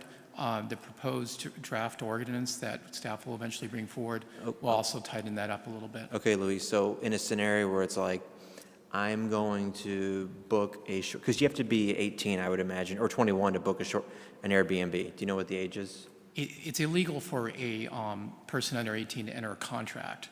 But it is possible, because they're not verifying the age or people are defeating it, to reserve something online. So you can book something being 18 years old and then throw a house? You could claim to be you're over 18 and not be. One of the provisions I think they're going to get to on the next screen talks about making it specifically illegal for someone under 18. But right now, people under 18 cannot contract anyway. So technically it is illegal. It's just not really enforceable. And we couldn't contemplate raising the minimum age to 21? No, we can't. Someone who's 18 is a full-fledged adult, with the exceptions of the state or the federal government. They can vote, go to war, but they just can't drink. Thank you, Mayor. Okay, then continuing with the presentation. In our vacation rental ordinance, there are two challenges faced. Like Councilmember Graham said, the first is that minors aren't clearly prohibited from renting properties. A possible solution is amending the ordinance language to ban people under 18 from renting a short-term rental. The two major SDR sites have already confirmed with us that this is consistent with their policies. The second problem is that high occupancy rates for parties and events at SDRs pose a public safety hazard. As I already mentioned, the proposed change requiring party attendees to leave will help with this, but a change in the total number of people allowed on a property might address this as well. A possible solution we arrived at is to determine the total number of people allowed on a property, also known as occupant load. An occupant load is a different issue than occupancy. Occupancy is how many people reside at a property or how many people are staying overnight. The occupant load would set the total number of people that can safely be at a property physically at one time. The main justification for this is that high occupant loads at an SDR poses a unique public safety risk. These risks include that guests are there temporarily and aren't familiar with escape routes, they are not familiar with the on-site safety systems, and overcrowding can lead to nuisances such as excessive noise, parking, etc. It's common sense to deduce that the more people are on a property, the higher chance of the event causing a public safety hazard. If, because of public safety concerns, we want to determine an occupant load limit for short-term rentals, staff recommends a minimum of 200 square feet per person, the same level used for other residential properties that are used commercially, such as care homes. So there you're using a code requirement in the building department and development standards to apply that can be defensible. In other words, we will say, versus if it is a bar and, you know, in a bar they allow one person per 35 square feet or whatever, and it could be hundreds of people in a bar. So I like that direction as well. It's going to the code just like fire extinguishers, exit markings, and so forth. And posting the occupancy would be, who knows, maybe, I hear in some jurisdictions in other states, they actually post it on the outside. Occupancy shall not exceed 15 people or 12 people or 2 adults, 3 dogs, and whatever, anyway. But we may have some we may be able to go further so that people will know by entering. Councilwoman Caputi, then I have City Attorney. Except that if we make this rule for short-term rentals, wouldn't we also have to make it for all residences? And all I'm thinking is you have a party that easily could be over 19 people, and your children are being punished for having all their friends in one place. Or is this just for overnight stays? How do you? Go ahead. So Mayor Ortega, members of the City Council, Councilwoman Caputi, if you remember under state law, if there's a demonstrated public safety need, we could make the requirement solely for short-term rentals. For all of the reasons other than a demonstrated public safety need, it has to be the same as owner-occupied and single-family. So what we are talking about here is using concepts from the building and fire code and applying them and building them into the vacation rental ordinance. However, I know that Will has some important caveats while we're still on this slide that I think it's really important for the council to hear before you weigh in on how you feel about this, because I think there's some important issues to consider. Okay. Go ahead, Will. Thank you. And we use this 200 square foot calculation just for reference. The occupant load limit would be 9 people at the average STR in Southern Scottsdale, 15 in the average Central Scottsdale SDR, and 19 people in the average Northern Scottsdale SDR. And this rule would scale depending on the size of the property. We also looked at other ways cities address similar issues. The most common was using a 2 guest per bedroom plus 2 guest limit. However, there are significant challenges with implementing an occupant load limit that the mayor and council should be aware of. First, enforcement is very difficult. Many cities who use an occupant load limit do not enforce this rule other than when issuing a license, when licensing the SDR. And this is not something that can currently be considered under state law when issuing a license. In addition, other states do not have the type of state regulation and can implement an occupant load limit more freely than in Arizona. Occupant load limits also have to be carefully implemented so as not to infringe on the constitutional right to peaceably assemble. Since nuisance parties are not peaceable assemblies, the city could enforce in those circumstances. And lastly, assigning an occupant load limit to an STR could signal to residents that we are encouraging more people at STRs rather than less. For example, it might feel frustrating to residents if more people can occupy an STR than can reside in a single-family home.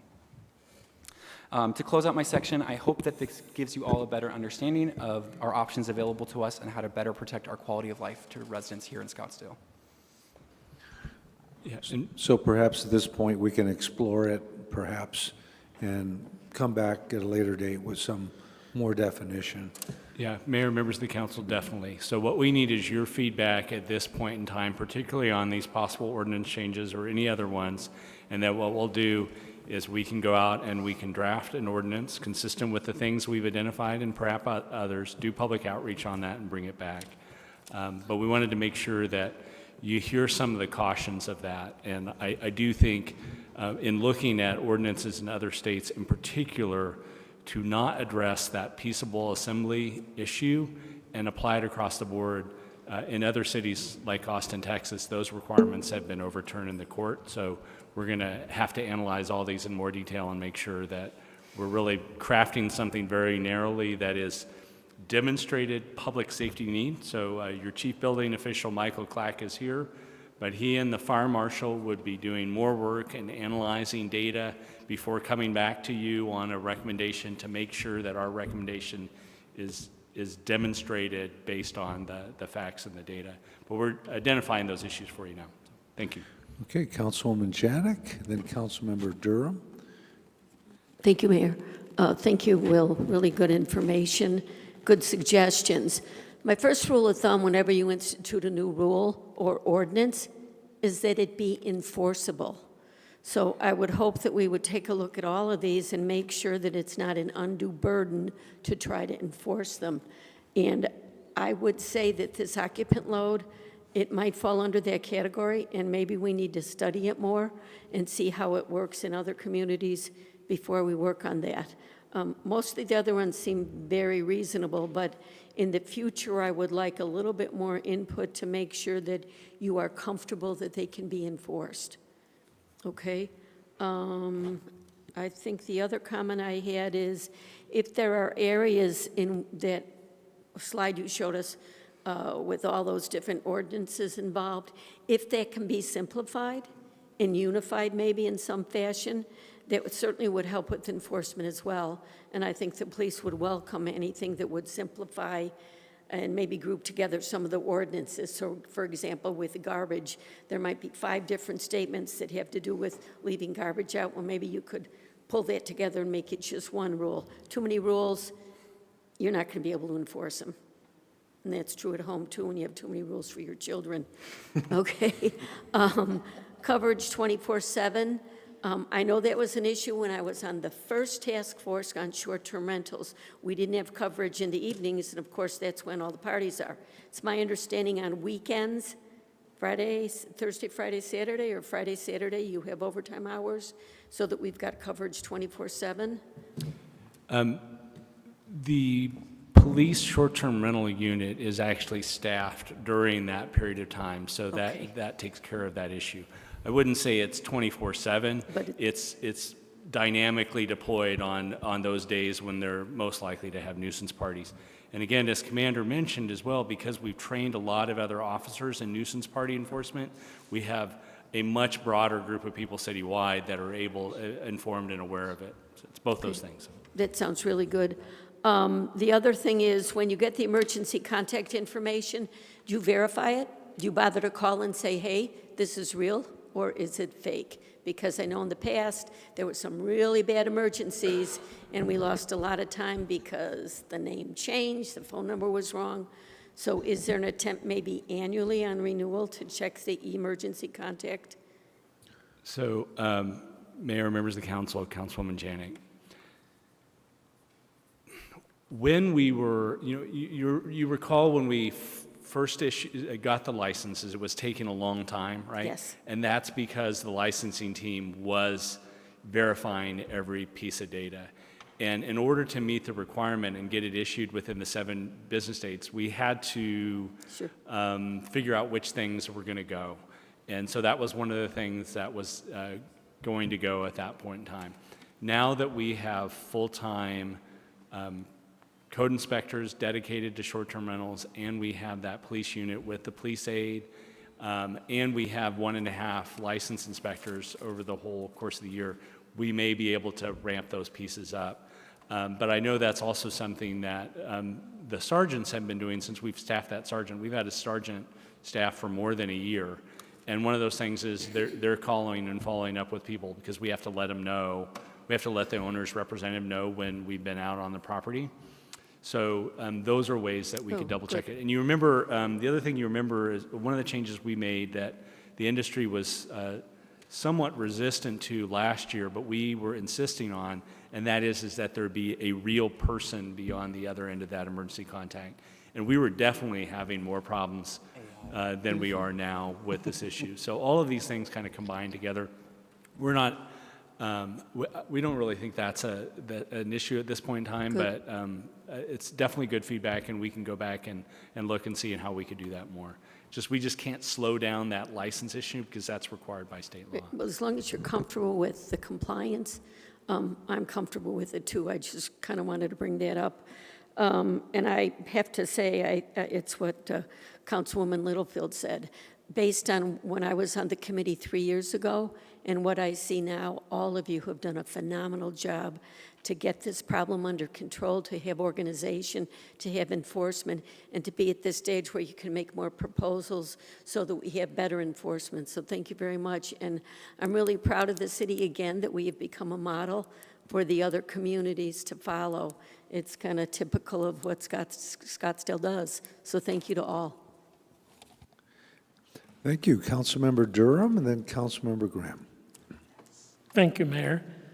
What's the definition of a special event? Is that one that requires admission or something like that? Okay, the special event ordinance is its own chapter within city code, and generally a special event is a temporary outdoor activity that is inconsistent with the legal use of the property under the zoning ordinance. So what we're trying to do here is just to tie this in a knot and a bow on the issue, in that there wouldn't typically be special events allowed in residential neighborhoods, but some of these events that we're really trying to make sure that we crack down were events where they were advertising to the public on social media and more than 200 people would show up on a property. Clearly something that goes at the level that if it were to be done, it would require a special event permit. And so we're just trying to put a finer point on all this and make sure that we can really enforce it. Yeah, not trying to do special events in residential neighborhoods. That's clearly not what we're trying to do. Well, that I'm generally in favor of all of these. As Councilmember Janik said, the occupant load may be a little hard and may be hard to enforce, may be hard to write, but the rest of the things that you've suggested, I'd encourage moving forward on all of them.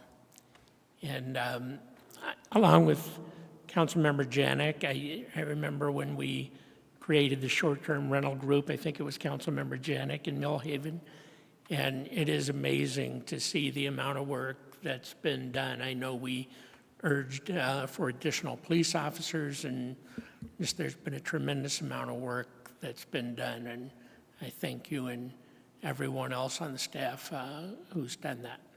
Thank you. Councilmember Graham, then Vice Mayor Whitehead. Thank you, Mayor. Brent and Will, is this the conclusion of the presentation tonight? No. The next part of the presentation is from your Government Relations Director, Dale Webish, talking about legislative action. So we have a few more slides about legislative action, but this concludes the end of kind of the staff portion about our ordinances. Okay, very good. We'll look forward to what Dale has to tell us. Yeah, I just wanted to thank you, Will, Sarah, Kelly, Cindy. Did you talk to us, Cindy? I don't think so, but thank you.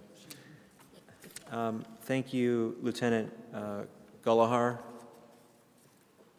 And thank you, Commander O'Mara, for talking to us tonight. I didn't have very much expectations for what you guys would be able to come up with, and this exceeds my expectations. Not because of, any, deficiencies, but just because I just thought we were so handcuffed. So I'm generally in support of a lot of where we're going here. I agree that sometimes, you got to weigh the merits and the demerits and figure out what's doable and what's plausible. This is, we're sitting here talking about sort of conceptually the short-term rentals, but really it's kind of just like, I don't know what the number would be, but like the 5% frequent flyers, like the bad actors. Do you have an idea, like a number in your head of how many houses or units in Scottsdale that might be? As we've got 100 bad actors, and that's kind of spoiling the batch. You know, there may not be an answer to that question. Mayor Ortega, members of the council, Councilmember Graham, we have a philosophy that we talk about. We're trying to make it easier to do the right thing and harder to do the wrong thing. So many of the things that we've talked about tonight are about making it harder to do the wrong thing. Correct. I would say from a licensing perspective, we still have this nut of 300 to 500 properties that are on again, off again, that it's hard for us to get licensed. And we need to work on that, and we need to do that better. In terms of the nuisance party, you saw the numbers that Commander O'Meara put up there, and that's all the calls. And again, the citations is a very small percentage of that. He said that it was, it was what, 60, and it might go up from there. And so I think with the nuisance parties, like the legitimate problem properties, we're talking less than a couple hundred. And the problem with that is it's not the same property over and over again. It's a property, and one of the ones that you were familiar with, the one down on Kimsey, it was a bad night. They're not in business anymore. They decided to go to a long-term rental, and that is what happens as well. So, and this is what you would hear from the short-term rental industry as well. The vast majority of them are not causing problems. They're not causing problems for the neighbors. But there are a few, and ordinances are designed for the people that are violating the laws, not the ones that are complying. Exactly. And the vast majority of short-term rentals, you don't even know they're there, or they're operating peacefully, and we get it. So I understand we're talking about that segment. Go ahead, Brent. If I could add one more thing, and it's particularly because many members on this team were out at a neighborhood meeting last week about short-term rentals. And one of the things that happens with residents around short-term rentals is, and I don't want to minimize this either, but there is this trauma that comes associated with it. Because a nuisance party or even just a loud neighbor, loud guests are there, people that live around short-term rentals, they get nervous every time they see those out-of-state cars pull up. And so while I want to mention that because that effect is happening all the time in our neighborhoods all the time. Oh, yeah. Even if something is not rising to the level that would get a citation, right. It's that trauma that people are afraid that this is going to be the night where they can't get sleep or they're going to have to call the police because of it. And so I just wanted to make sure and mention that because when I've talked to, and as you know, I've talked to a lot of people or emailed a lot of people in the city about this issue. And as I hear that, that's something that does resonate with a lot of people. They're just worried that tonight's going to be the night that they're not going to be able to sleep or they're going to have to call the police or they're going to have to let the council know about it. And I just wanted to make that caveat because I didn't want to minimize this in any way, shape, or form. Thank you. I appreciate that you validate that concern because we hear that and people email us and we hear about the impassioned pleas because there's nowhere to retreat. Like you're in your home, this is your, this is your safe haven, right? And if you're blessed and fortunate enough to be able to afford to live in the city of Scottsdale, and then you have sort of, you're gun shy or there's been a trauma on your street, you want to be able, you can't retreat anywhere when you live in fear. So it's, how much of this is validating that, I think is important. So, and then the last thing I'll say, then I'll conclude my responses. I've been watching Mr. Michael Clack's reactions to some of these. I've been curious, wanted to pick his brain to some of the stuff that we've been talking about, but maybe you can send us an email or something with some sort of pragmatic reaction to some of what you've heard tonight. Thank you, Mayor. And he you, has Vice been Mayor involved Whitehead. in the effort to craft the ordinance as well. Yeah. So Yeah. the remarks that Will made had Michael's thoughts included in them. Thank you. Vice Mayor Whitehead, Councilman. Yeah, I just want to Caputi. quickly, thank you, Mayor, sorry. I just want to quickly weigh in that I support all of the ideas that Will presented. As long as we're thanking people, I would definitely like to thank our Deputy City Attorney sitting over there. And I'll go ahead and in advance thank Dale and his team. But yeah, I think that I agree with Councilwoman Janik that the occupancy is, I guess, what did you call it, the occupant load is challenging, but that would solve 90% of the complaints I get. So I think if there's a way to just somewhat limit that, I think it's something I really favor, because you can definitely still have a quality short-term rental. You don't need to have, 20 people. I would love to see that. So thanks. Councilwoman Caputi. I would just say in conclusion, to echo what a lot of my other colleagues have said, amazing job. There's just so much work. I can't even get my head around it. Obviously, I think whatever we can do, pushing up right against the state law, we should do. I can't imagine any of us would say don't. Please pursue everything that we can do within the legal guidelines. And then I just want to echo the comment by Councilman Graham. It's so hard to believe that this isn't a cost to the city. I mean, when you just think about the entire new force of police officers and the code requirements and how much work you do, Brad, this has become a full-time job for you.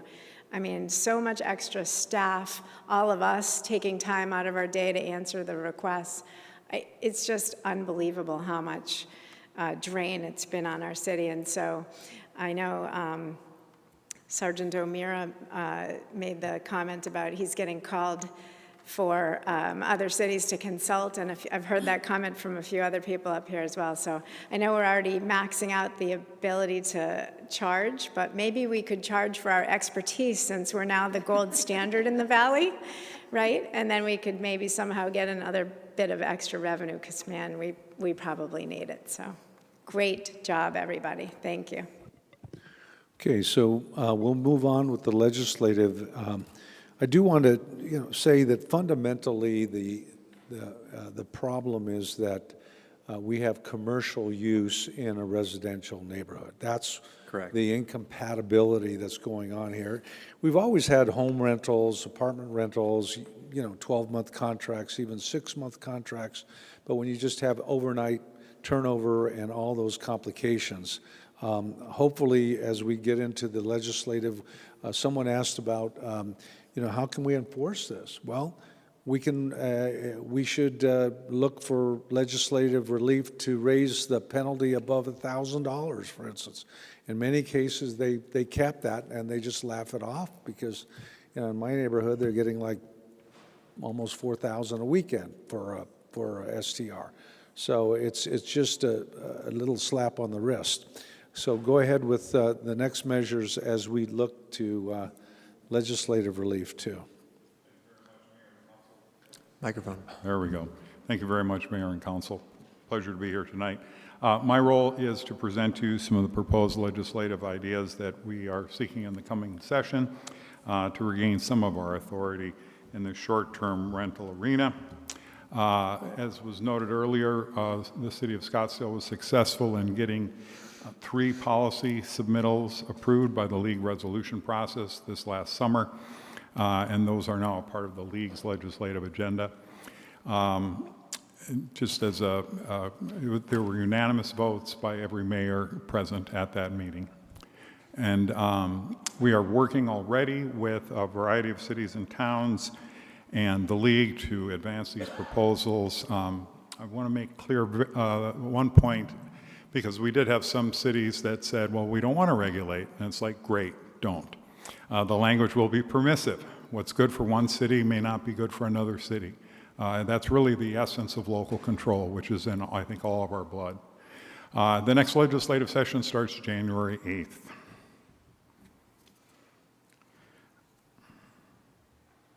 I want to also point out, before I move on, that it was mentioned a little bit earlier about Senate Bill 1350, which is the 2016 law that stripped our authority.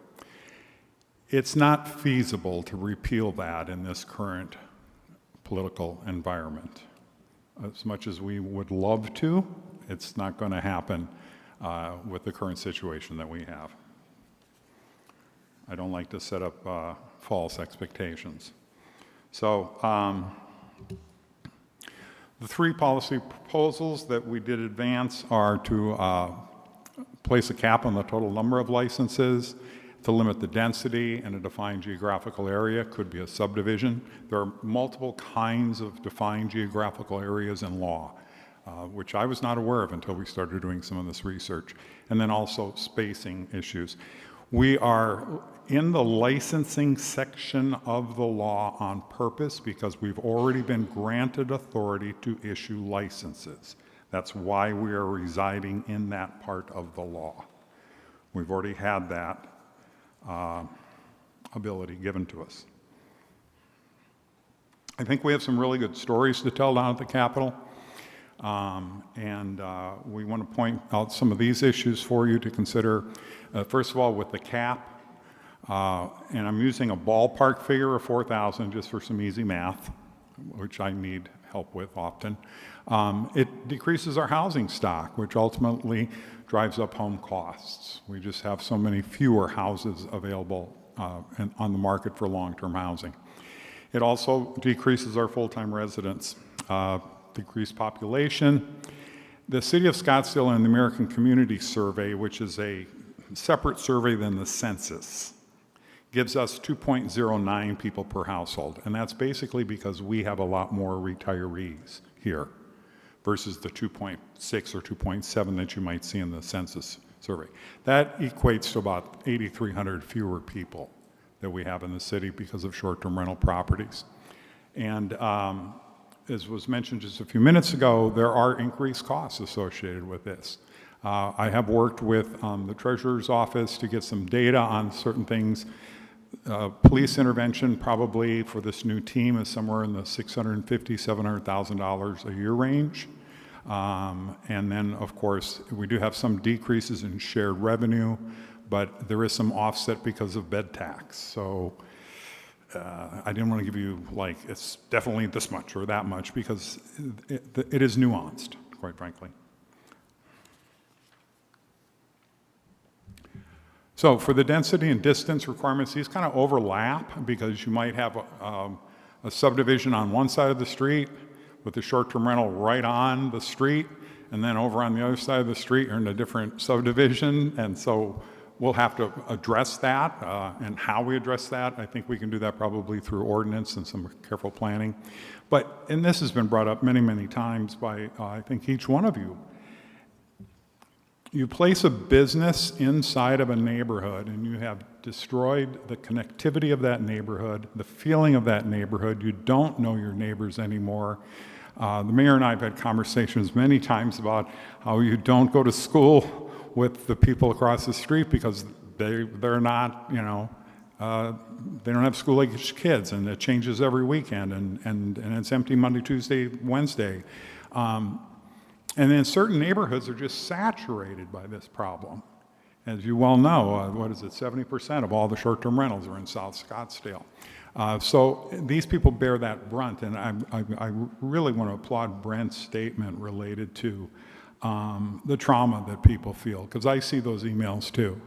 And you can just feel that these people are at their wits' end, and they are turning to their local government to solve the problem, even though our ability to solve the problem has been greatly curtailed by state legislation. So that's what we're trying to recover, is some ability to control this going into the future. Let's see, oh, there we go. So we have some hindrances to advancing legislation, and we have some assets. And I just decided to use different words like hindrances and assets because I felt like it. We will get a private property rights argument from people. It's my property, I can do with it as I please. You can't tell me what to do with my property. I will hear that.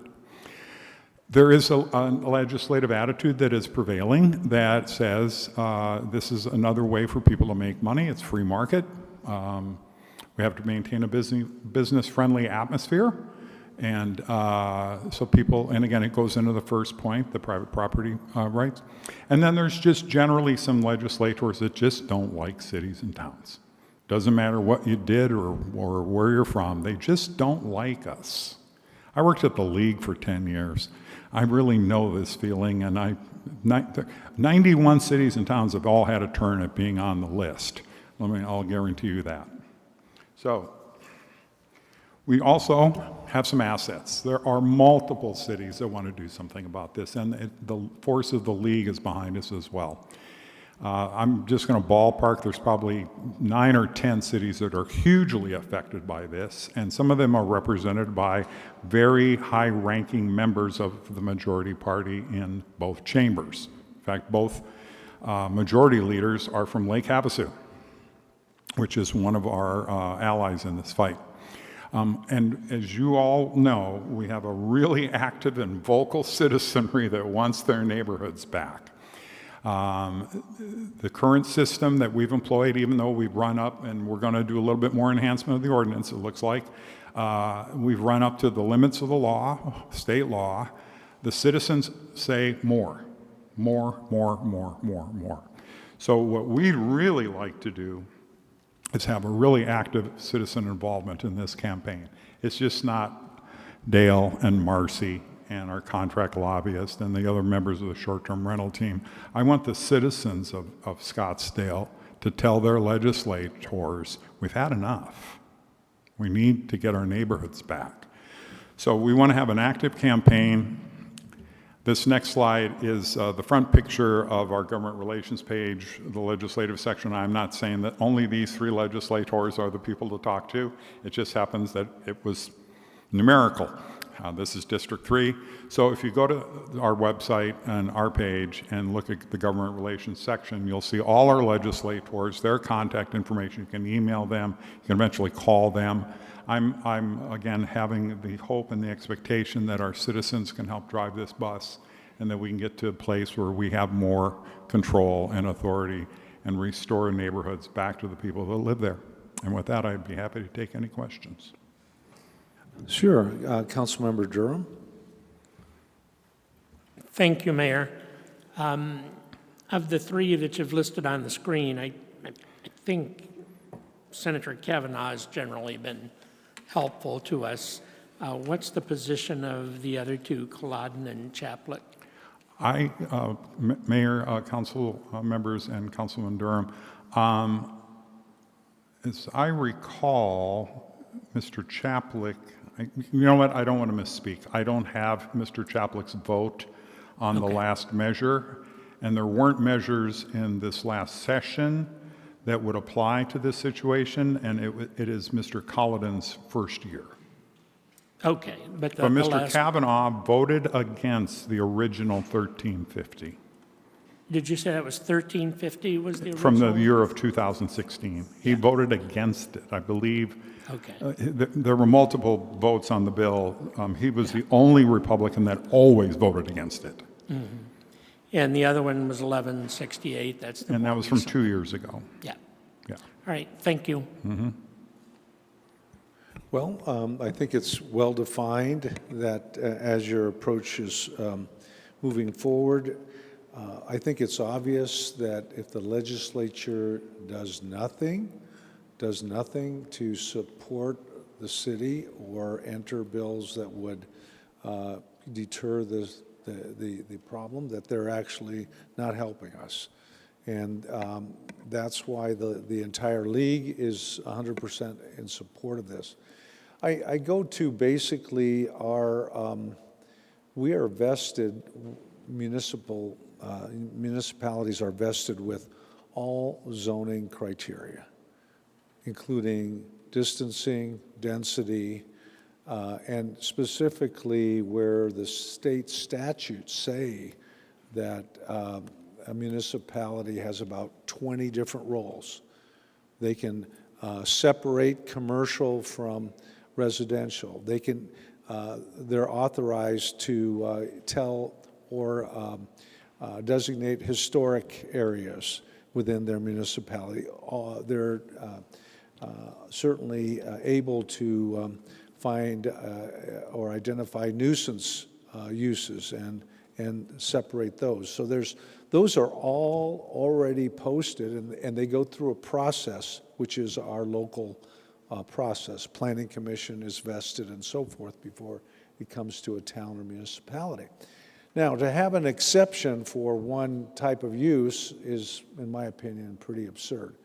You know, someone could say, you know, Aunt Margaret cooks a great pizza, and she has a great recipe, and she has a home kitchen, and maybe Aunt Margaret could make money on the side and have friends over and charge them for the pizza because it's such a great recipe. And next thing you know, the legislature could have an exception for pizza making in any house. And then you have a violation of all our entire zoning program. I mean, why have that? Well, they've done that essentially with rooms not occupied by the owner and created that commercial use, which violates every preamble that we have. So we think that it's, you know, I'd like to march forward with, we have also the empirical evidence that says there, oh, and parking is part of the jurisdiction of zoning. It's required, and for them to say, well, you have no control over parking, you have no control over separation of commercial and residential, you have no separation of noise or CUPs, it's like, wow. Exempting that for, let's just say, straight up capitalism, that's a bad precedent that could apply to anything, as I said. Even making pizza or baking cookies, and the next thing you know, everybody can have a bakery anywhere they want. So I'm optimistic that we want to monitor bills. I believe bills will be dropped in early January. And if there's an absence of bills not in our favor, I think we have the right to say this is what our constituents want. And in terms of even perhaps higher penalties or some other method that we can lead to better enforcement. Essentially what happened is for 5 years, when the short term from 2016 to 2022, no taxes were paid or registration wasn't filed correctly or at all. So for 5 years, if you had any kind of business with no, you know, no rules, it was out of control, and there was probably tens or hundreds of millions of dollars in taxes lost, as well as us having to catch up since 2022 when we had that authority. So it is a cost to our neighborhoods, and it's a cost to the city. I think this work study has been very useful. I think we've had some pretty straightforward direction, and I look forward to the next progress on this subject. With that, I don't see any other hands up. Therefore, we are concluded with the work study. Please move to adjourn. So moved. Seconded. Please record your vote. We are adjourned. Thank you.